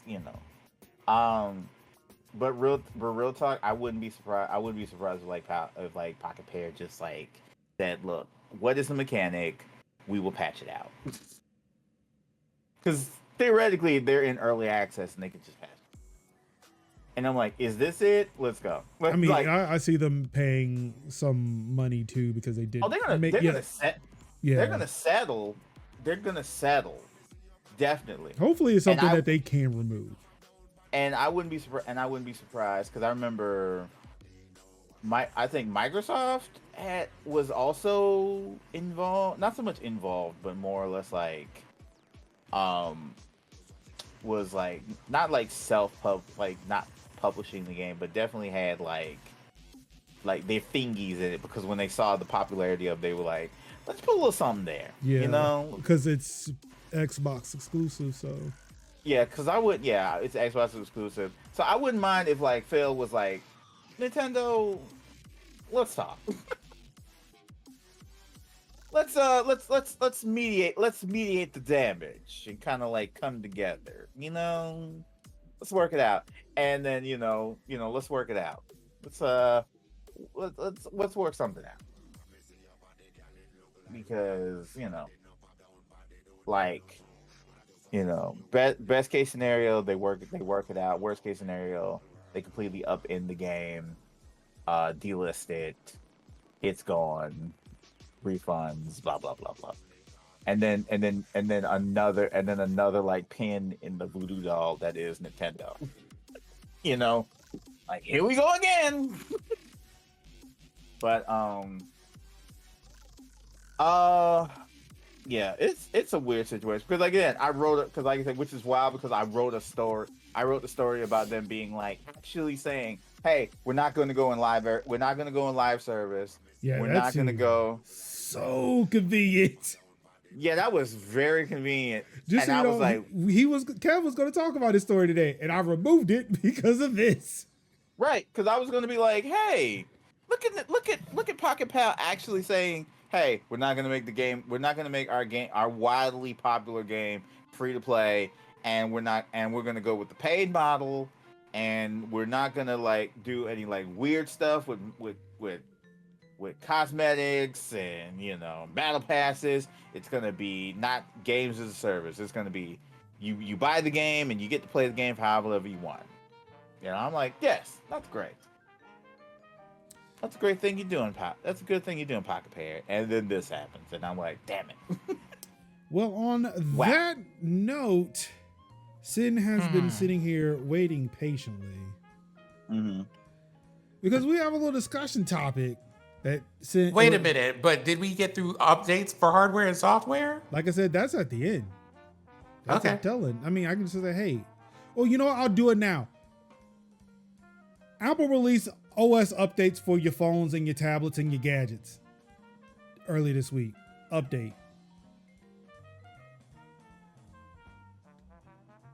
There's no Apple Intelligence in them yet. That comes in October. Also, if you bought an M4 iPad Pro, you actually don't have an update. They took that back. It was breaking. Yeah, that's all I got for that. So I guess I'll just, X out of those tabs. Oh yeah, and if you haven't aversion to upgrading to the newest, latest, and greatest, there are some security updates that were released on your existing iOS, macOS platforms. Also, there is a Planes, Trains, and Automobiles Fest happening right now until the 23rd. Get a discount on all of your games that have vehicles in them. I imagine like racing games, or exploration games, or train sim games, or flying games, or maybe The Crew 2 or Crew Motorfest, which has all of these vehicles. Oh, there are also boats. You can go buy Sea of Thieves or Skull and Bones because they have boats. They On got that boats. note, I'm sorry, what was that, Kev? They got boats. They got boats.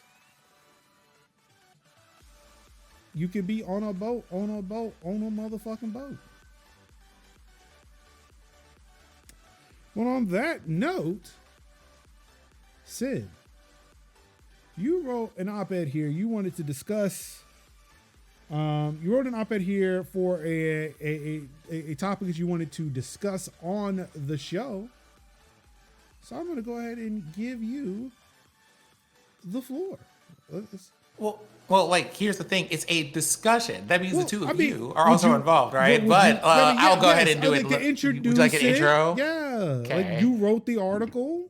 I mean, I read Okay. it, but So for those of you who like to party with us when we're not here, you find us on dcanalyst.net, where I have published an op-ed because I saw a tweet and I have come to the conclusion after months of being like, what do I even write as an op-ed?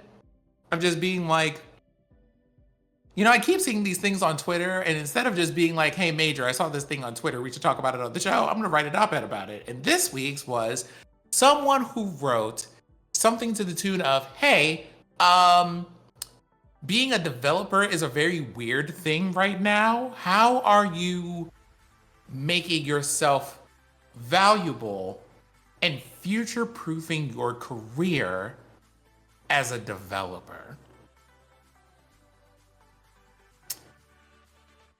And for some particular reason that day, it just hit the right chord. And I'm just like, the way that is just settling in my spirit, I cannot abide that question. So I'm gonna have to go talk to the boys about it.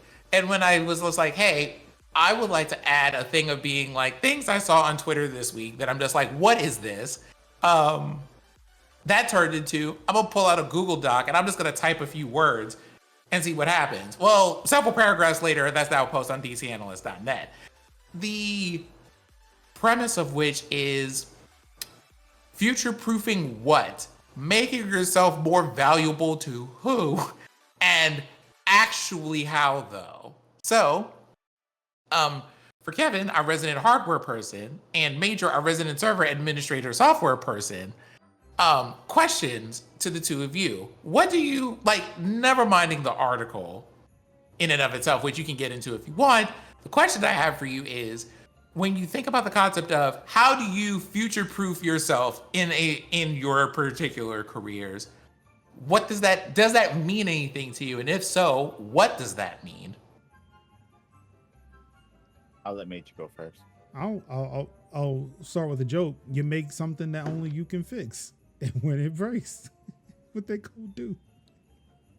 Fill all the power cables. I'm just kidding.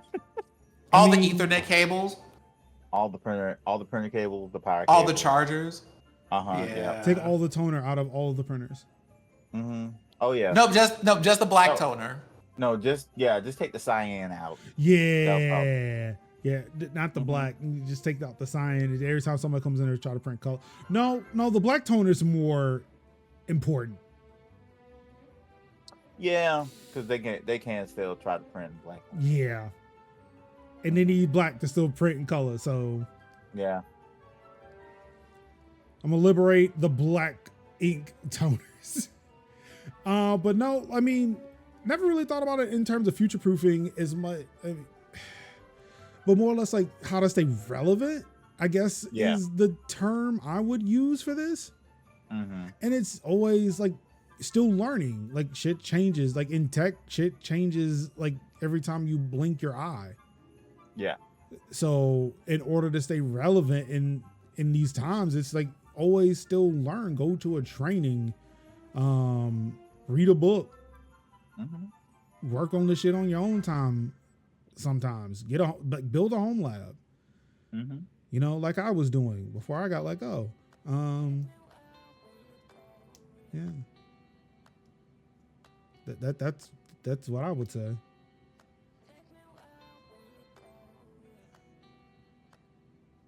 Kevin, you have any thoughts you want to add there? No, I think, to kind of piggyback on what Major says, is like, yes, like stay relevant by staying informed. Stay consistent. I think also another thing is,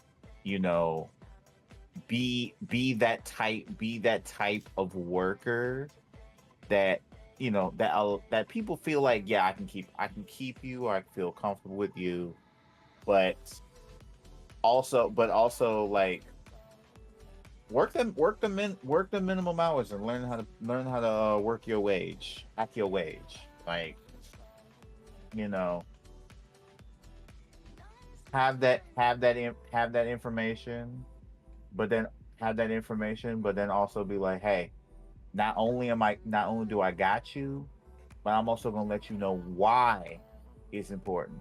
I think that's another thing what I also do is especially when you're in like tech space and when you're like explaining things to people who do not understand tech jargon, break it down in slow. I'm not saying like charts and graphs, but I'm definitely saying in like layman's terms. I think that also helps, because I think sometimes folks get like, oh, when tech people talk with tech people, we use the jargon, but when it's like talking to regular people, it's like, what is that again? What was that again? I don't understand what that means. So.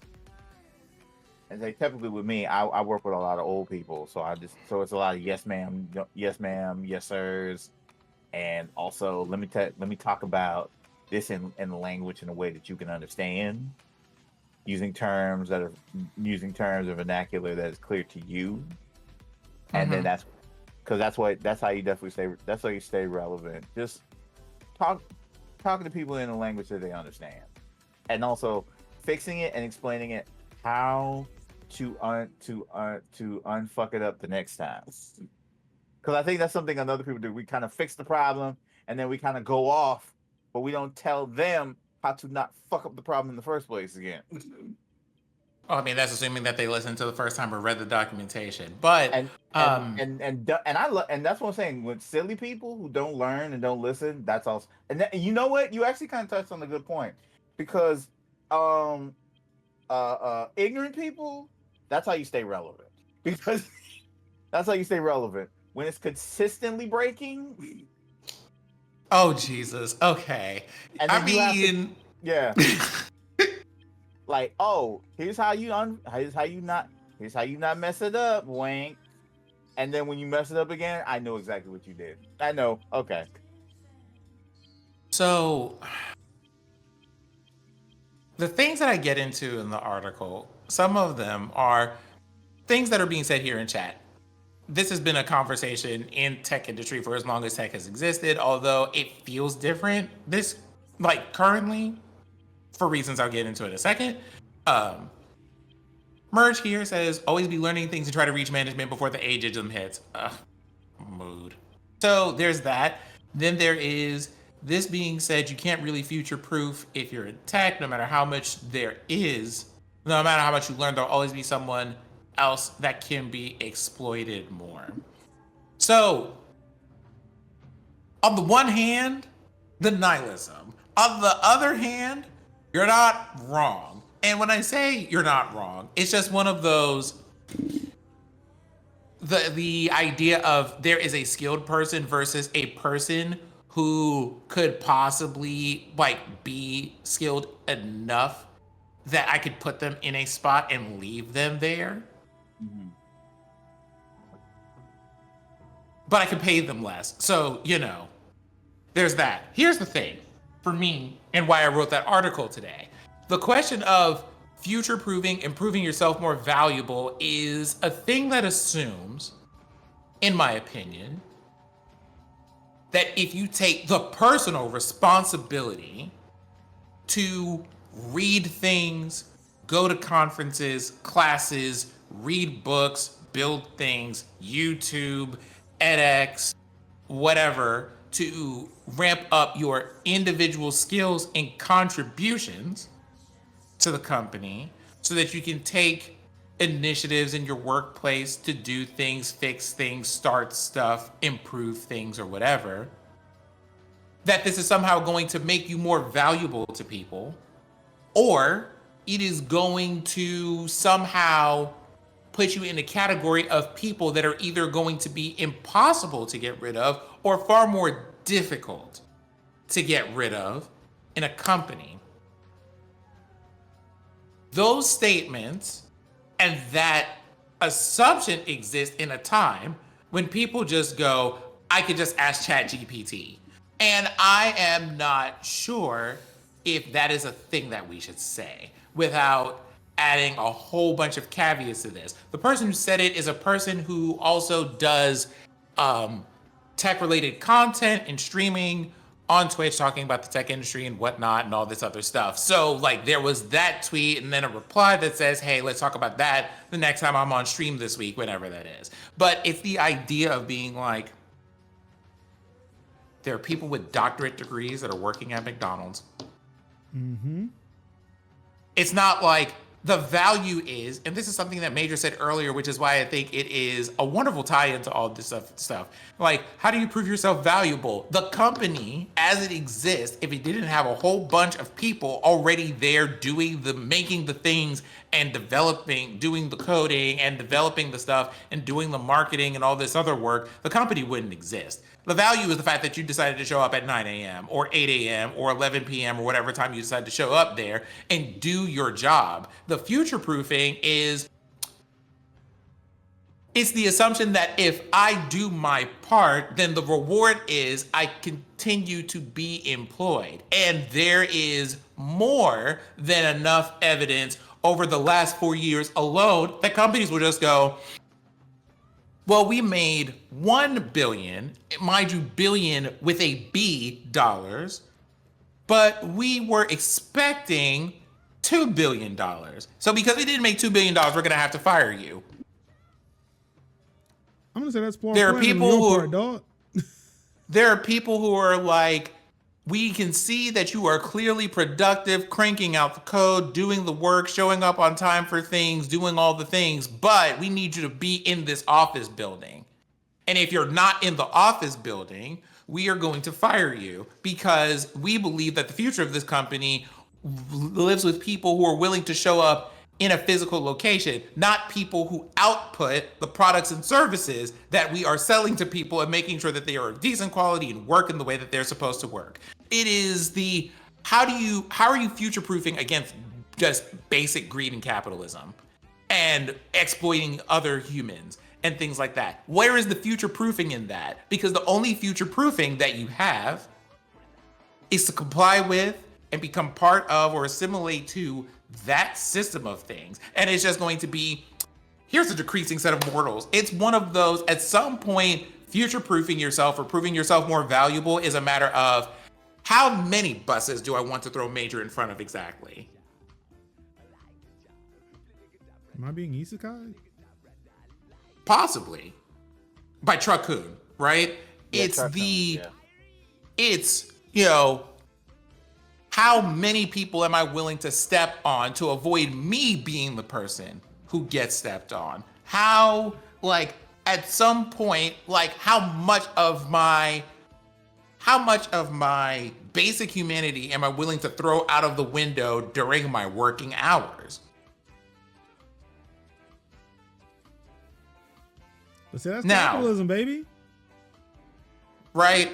There obvious background noise and shenanigans here for capitalism and ethics and the way that we know that those two things just generally don't go together, right?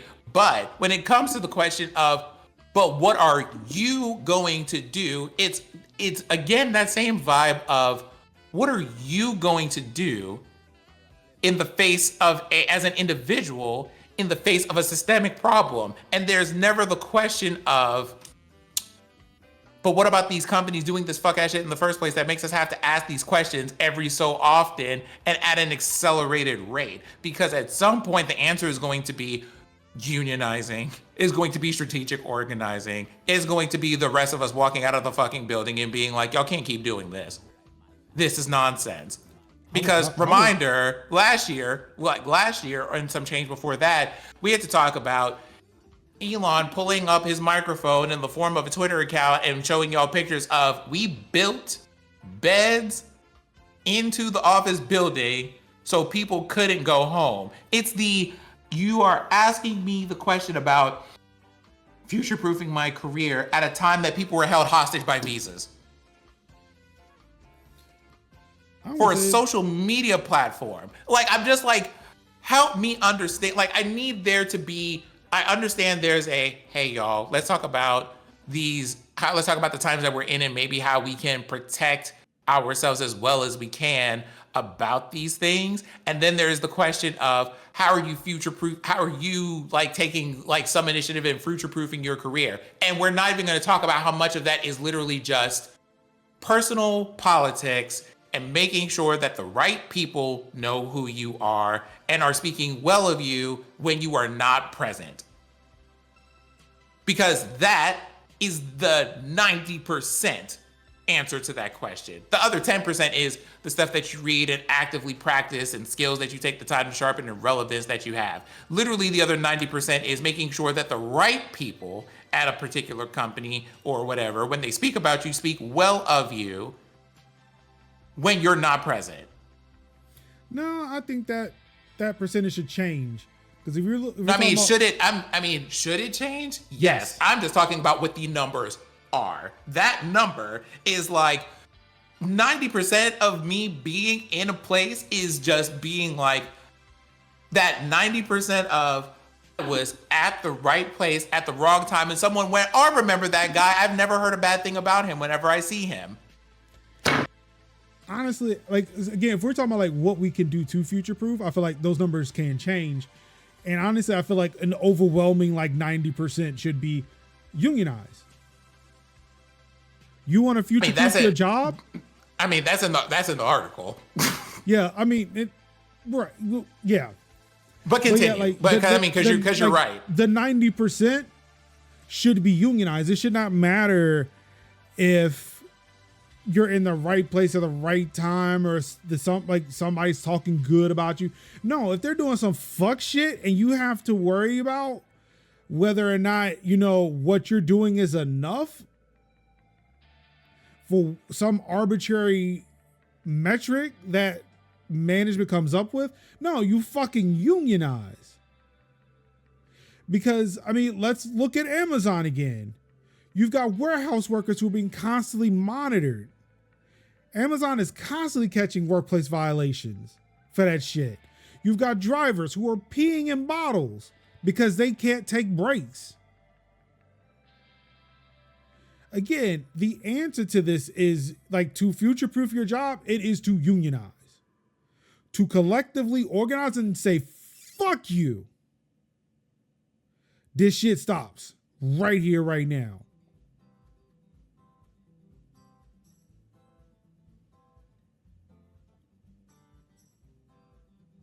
And there's not a word of that that's inaccurate. Now, like there is obviously room for, hey, like the quality of your work only matters to a certain point. If I have to work with you every day and you're going to be a dick or whatever, like you being good at your job does not entitle you to being an asshole to people when they need you to do things or ask you to do things. They wouldn't unionize anyway. Those folks wouldn't unionize. Like, so. Right? So there's that. But there is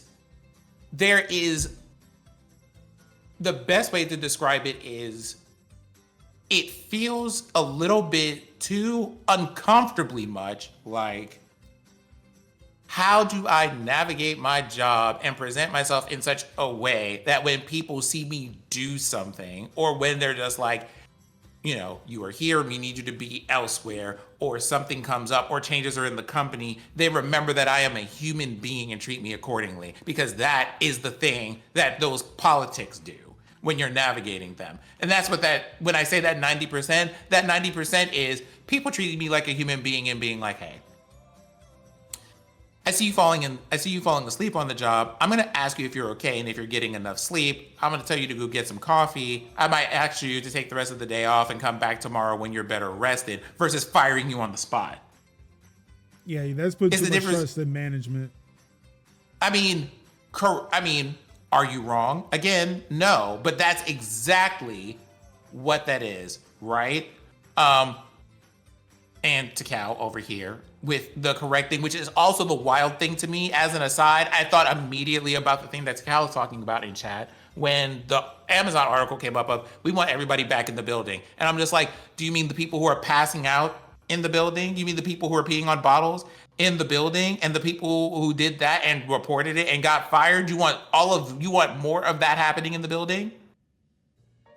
And we're not even gonna talk about, hey, we want people back in the office building. There was an incident at Wells Fargo. I don't know if we reported on that because it's not in tech, but in labor news, someone legit was at their job, passed away, deceased for 4 days before anybody found them at their desk.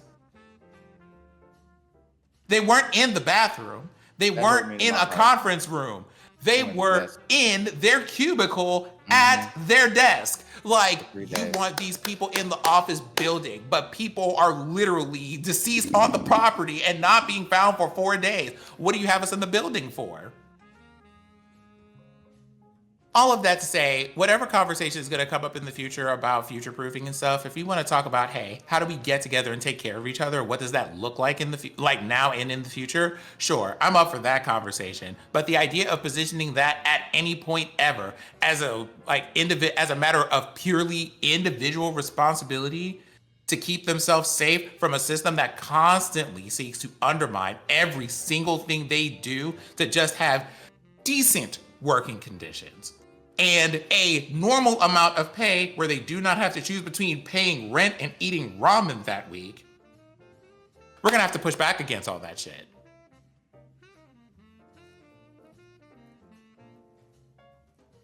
We have to. If there's anything that we're going to put individual responsibility on, it is having to be like, yo, the individual responsibility is taking your PTO because they do not care. And it is looking out for nonsense and trying to make sure you stay ahead of foolery, not by getting in politics, but like literally just like, hey, as soon as you see this stuff coming, pack up and leave, or figure out how to collectively organize and get that stuff together. Start talking to people about how much they're making versus how much you're making, especially if you have the same job title. And if those numbers are different, figure out how y'all gonna get together and combat that shit.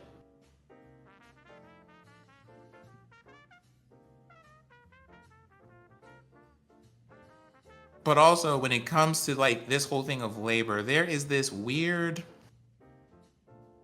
and by the way, if y'all are sitting here wondering now, what does this person look like, or who are they? They are about they look about the same. That they're prom colored people, okay? But it's when we talk about labor, when I see questions from people who make content on labor and industry stuff, it's the same kind of things that you see in political spaces. There are still people who are just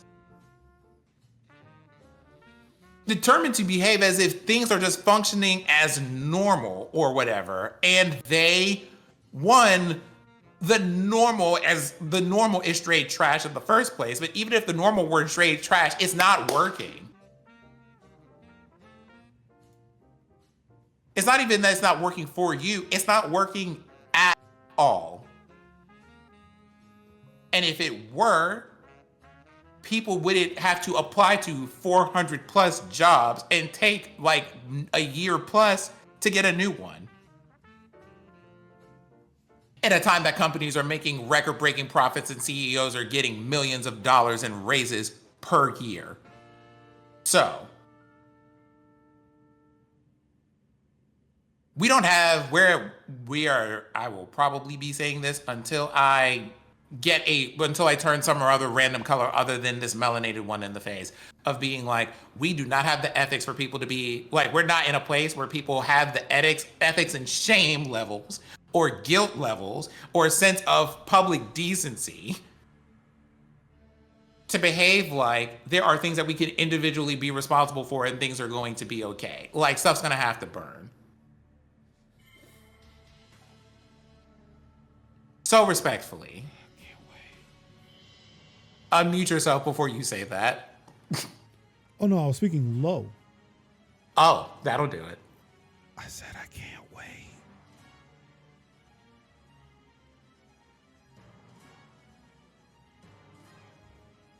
But that's where I'm at with that. And just so y'all have a preview of the next thing I'm going to probably have an op-ed about, let me see if I can find that article real quick.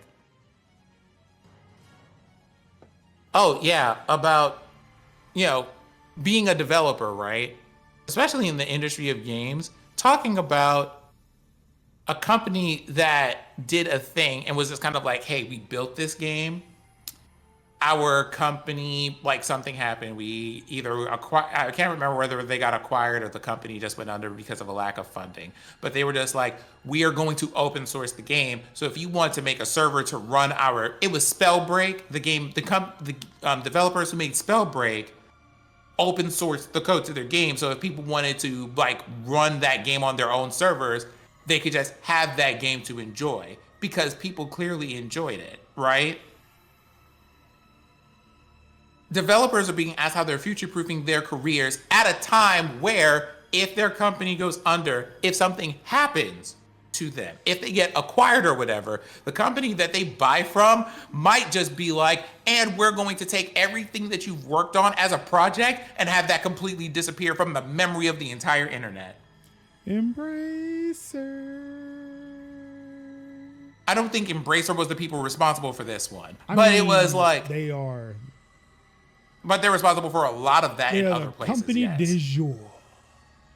But it's one of those things of being like, what does it mean to future-proof yourself when a company will just take the work that you did and make it evaporate? I can't even take the clearly demonstrated, coded, like, tangible experience that I have with a thing that I built and show it to a person that I would like to work for in the future because it has been absorbed into the ether, never to be seen again. So look forward to that op-ed in a couple of weeks. That being said, Kevin, I have said a lot of words about these things. Do you have any words you would like to share about just what it's like for people to be like, to like look at everything happening around you and go, hey, Kevin, what are you doing to make sure that you're staying safe from this? And you being like, the fuck, what? I mean, it really is that. Just like, what are you doing to keep yourself safe? Or whatever the fuck I can. Like, real talk. Fuck I can, because I have There are days when I'm like, I have no earthly. I don't got all the answers. But what I do know is, oof. And that's all I can say about that.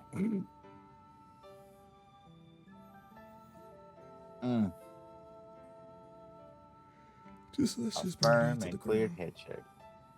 You want to know what the sad thing is? Mm-hmm. And I'm going to look directly into my camera as I say this. The best thing I think I personally did for my career was refusing to accept the notion that I was at any point not a replaceable person. Mm-hmm.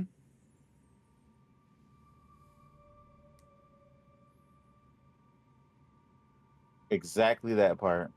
That is as close as I have gotten. Someone was just kind of like, you like do so much for the company. And I'm just like, I want you to know that if I gave a right, I know, like the person who was talking to me was a person who worked in our HR department. I'm just like, hey, listen, I know that like we have a bond and stuff. I know I have a bond with a lot of people here. I care for a lot of people. I have a lot of people who think very well of me in this company, and I appreciate each and every one of them, and I appreciate you. But it would be doing myself a disservice to believe at any point that if I didn't piss off the right person at the wrong time, that they would literally have me out of here tomorrow as if I were a stranger and I have been working here at that time for like 8 years. They do not care. And I cannot allow myself the luxury of entertaining the illusion that y'all would not replace me in a New York minute if it were in some way more strategically convenient to you to do that than it was to keep me here.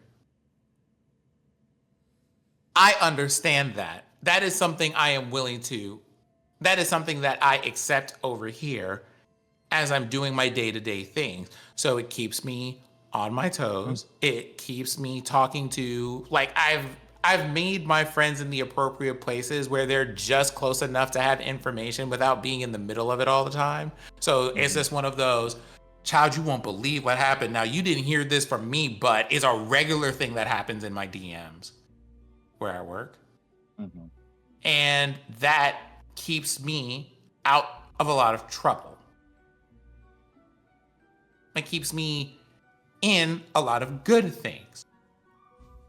And it is a dangerous thing for me to assume that I do not need to do those things. And then it's just kind of like, off the strength of just being a good worker and filling in spreadsheets and sending emails at the appropriate time, I'm going to have a job forever.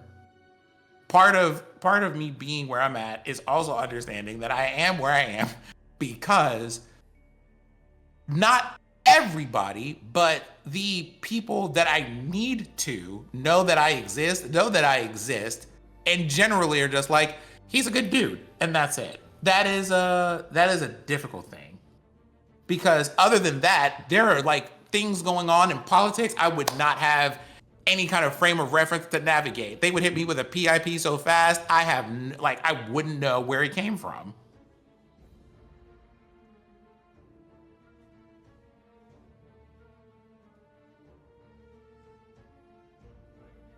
And that's that. Our future proofing is the people that we're here on this podcast with, probably. Or as Major is probably going to end the show with today, no one's going to save us but ourselves. That part. Well, that all being said, that's it. That's a show. That's a show, baby. That's a show. Kev, Sam, what y'all got going on this week? I'm taking a poll on the Twitters, but I am going to pick a Final Fantasy game because I have two of them that I have a whole bunch of just grinding to do. So I'm just like, you know what? We're just going to get together on Saturday. I'm going to give y'all a little sip of coffee and we're just going to grind out whatever is happening on the, Final Fantasy game of the day. And what have you. I have some friends coming to visit, so that's going to be fun. And we are doing all of the nonsense things for work because we're prepping for just like a whole bunch of end of year type of stuff. So you have to get ahead of that. And I think that's mostly all the things going on from here. Awesome. Kev, what you got? Well, all of the trees are down.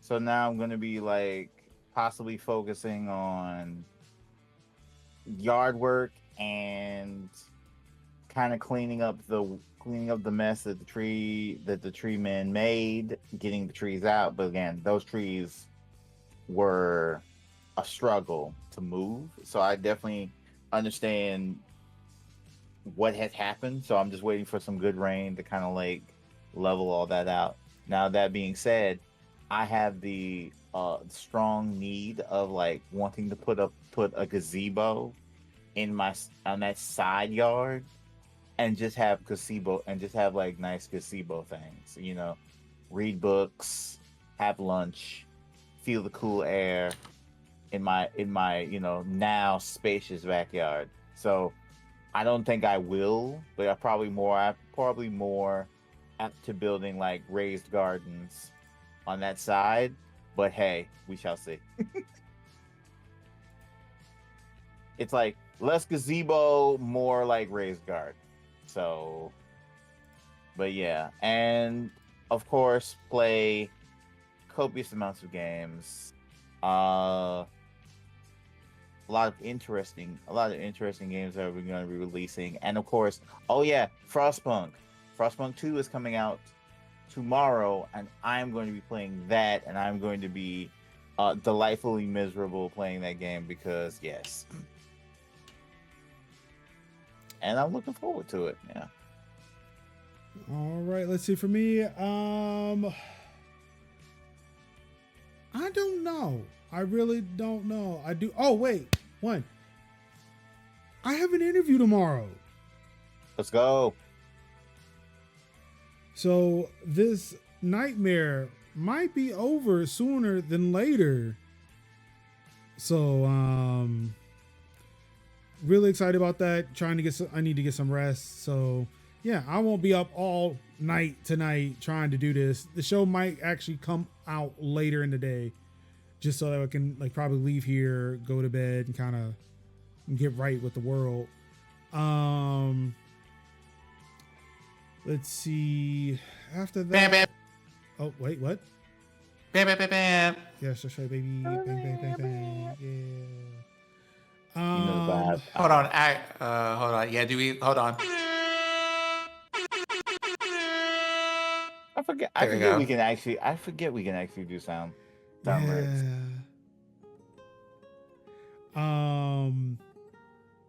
There may be some canvassing stuff that's going on. Again, things are ratcheting up because of the election. Do want to make sure, hey, check the voter rolls if you make sure that you can vote. Again, not here to tell you to vote for. Not here to tell you not to vote. I think that you should vote, but also maybe the next day, get out in the street. If you're gonna talk about it, be about it.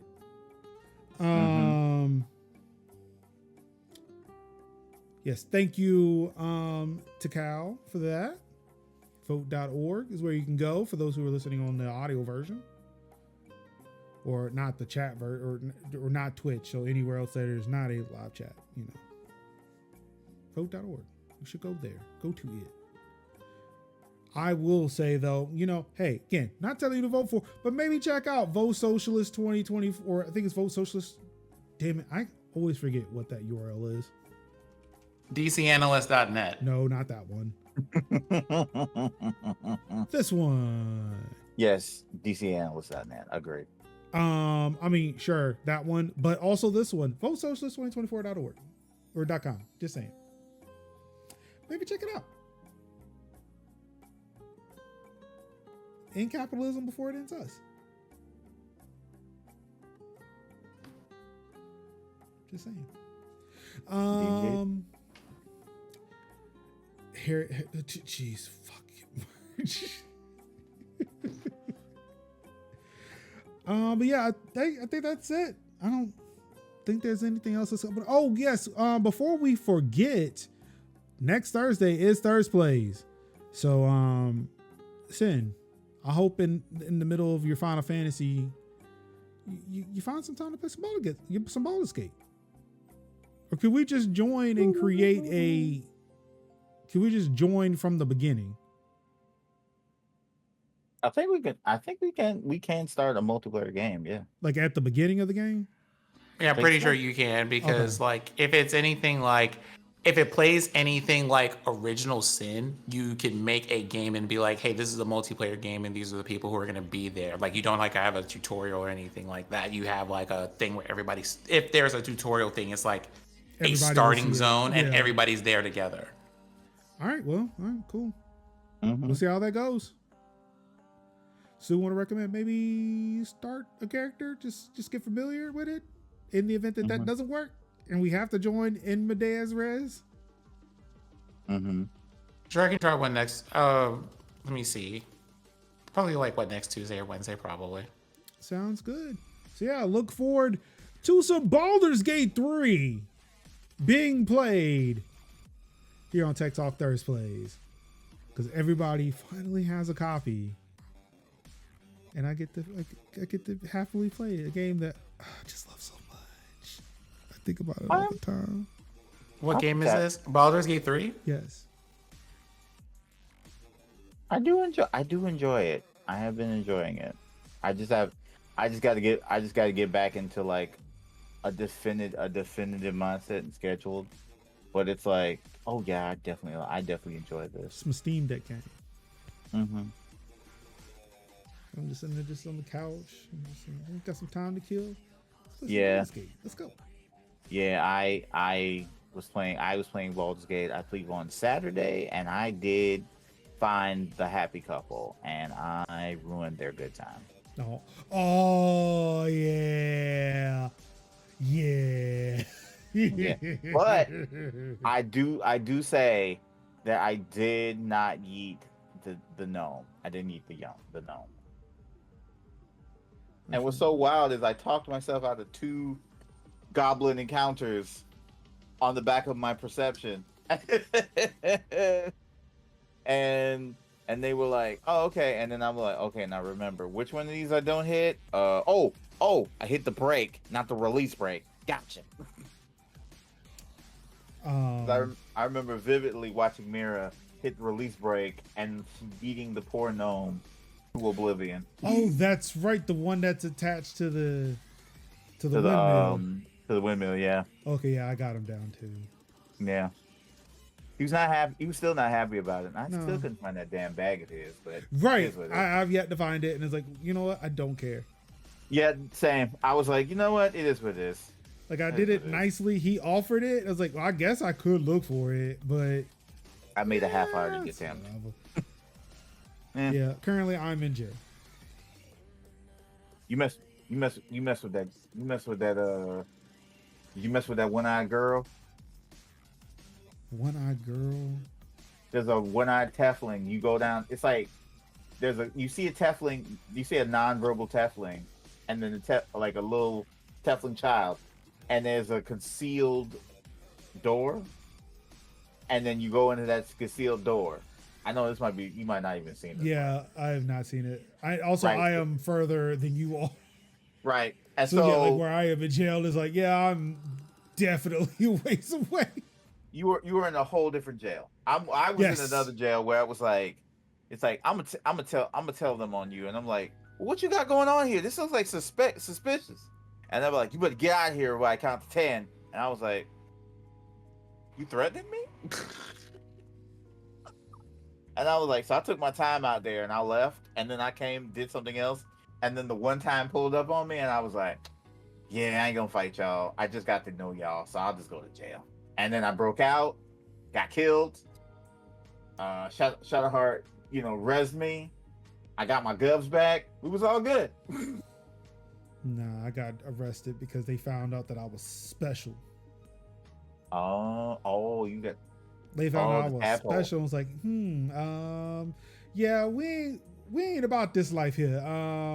Either you could go peacefully, or we can kill you. I'm like, So let me say this real quick. They killed me. So they ran back to, all right, I guess I'm going. All right, cool. I probably could have done something to not end up in that situation at all, but where I saved it, it was kind of too late. It was either fight or go to jail. I'm like, shit, they could whoop my ass. Fine. It is truly wild of the fights that you can, of like the fights that you don't take in this game. Like how you can literally just either intimidate or bluff your way out of fights or out of circumstances, and you still get XP for that. And I'm like, I do like that. I do like that level of like, because there are times where I'm like, I don't want to fight all the fights. I mean, if there's going to be a fight, I fight, sure. But if I could just not fight that, that's what happened with the goblins. Like I tried to sneak, but I was like, I didn't know how to sneak properly in the game.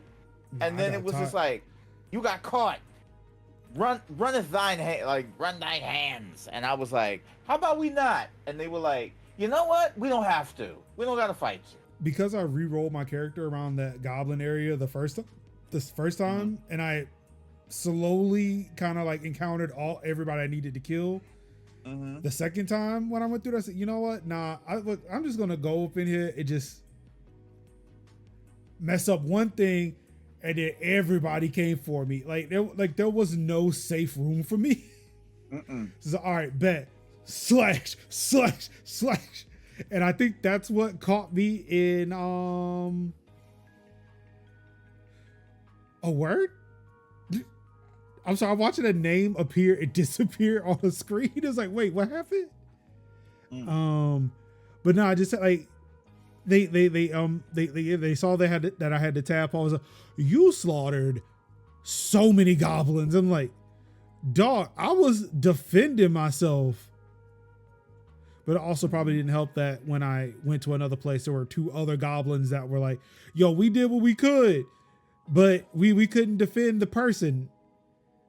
And then they didn't believe, the character didn't believe us. Said, well, all right, well, you decide their fate. First time I went that route, I left them alive. Then I had to fight with them. So it's like, you know what? I did murder a whole bunch of goblins. What's two more? Not two more. It killed them. went up to see the person who told me that I had to decide their fate. I was like, oh, so you killed them? I knew you were one of us. I was like, now I feel bad. It was I ran into an instance where you had to find Lizelle. When you find Lizelle in the cage, and it's them two Teflings, and you're like, okay, I need Lizelle because she was the first, even though she did try to kill me when we were in the Nautilus, I was like, let me at least like try and talk them down. So it was more like the whole like, all right, I'm a killer, but you gotta let her go so I can get her. And then when it was like, oh, you not finna kill her? Okay, let's fight. And I was like, I didn't want to fight y'all, but I guess I gotta fight y'all. I told them to let me handle this. They walked away. I was like, all right, they gone. I should have did that. I thought that's what you were supposed to do. Yeah. Because I think after they walk away, Lizelle will then talk to you and say, all right, they're gone now. Get me out of here. Yeah. It was more, and then when I clocked them, it was like Lizelle was like, I mean, it had to be done, Chief. It had to be done. It did though. But I'm glad you're a real one though. I'm glad I ain't murky when I seen you at the Nautilus. You're a real one. And I'm like, I feel bad because they had families. Did they though? They probably did. If it was Emerald Grove, they probably did. Oh, everybody got a family somewhere. Anywho, but that was good though. That was good. The game was good. Yeah. Let's get up out of here. Thank you so much, everybody, for joining in another episode of Tech Talk Thursdays for September 19th, 2024. Of course, if you were watching this one and want to catch up on old episodes, majors.house/TTT is where you can get the audio version. Majors.house/TTT vid is where you can get the YouTube version. But if you're listening to those versions, if you would like to catch a stream live, you can go to twitch.tv/MajorLinux live at 8 o'clock p.m. each and every Thursday that we can possibly muster. We're a little late today because I had to wrap up a meeting before the stream, so that took me a little bit while.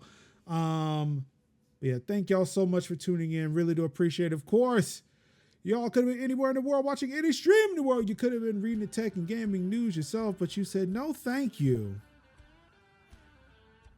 Because the news is shit. It would depress me if I read it. So we're gonna borrow from your emotional labor, Major, to get us through this. And for that, I say how dare, but also thank you. And of course, on behalf of Sinziak, on behalf of Kevin, on behalf of the GOAT live in San Diego for TwitchCon. Who I got to see this past weekend. Oh yeah, that's right. Because I went to a birthday party. Nice. How was the birthday party for him? It was good. He got to Linux Minor. He got to spend a lot of time with his friend. They had a sleepover, so I mean that was pretty chill.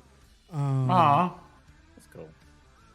Yes, Anka is at TwitchCon along with Alita Bobina. I believe they have a panel together. They do. Talking about cosplaying and things. I should know more about it, but I am a terrible friend. It's Leela. It's also Leela and another person called Jahara Jade. They are yes. Oh good. My God, Jahara. They are so good. I love their Zelda cosplay. So good. So between Leela being there, Anka being there, and Jahara being there, that's the only thing people should be doing at TwitchCon. Mm-hmm. That's And I believe great. there's someone else that we know that's supposed to be moderating that panel. Wasn't it Day-to-Day? I believe so. Possibly. Something else he's moderating, but I don't know. But yeah, definitely. Her panel will be streamed. I don't remember the day and time, but it will be on twitch.tv/GivePlease or GIVPLS. Is it PLS or Z? It may be PLZ. Because it's named after. If we get that, named after the emote. Yeah. If we have the information, we'll definitely post. I'll post it in the Discord for those who may want to check it.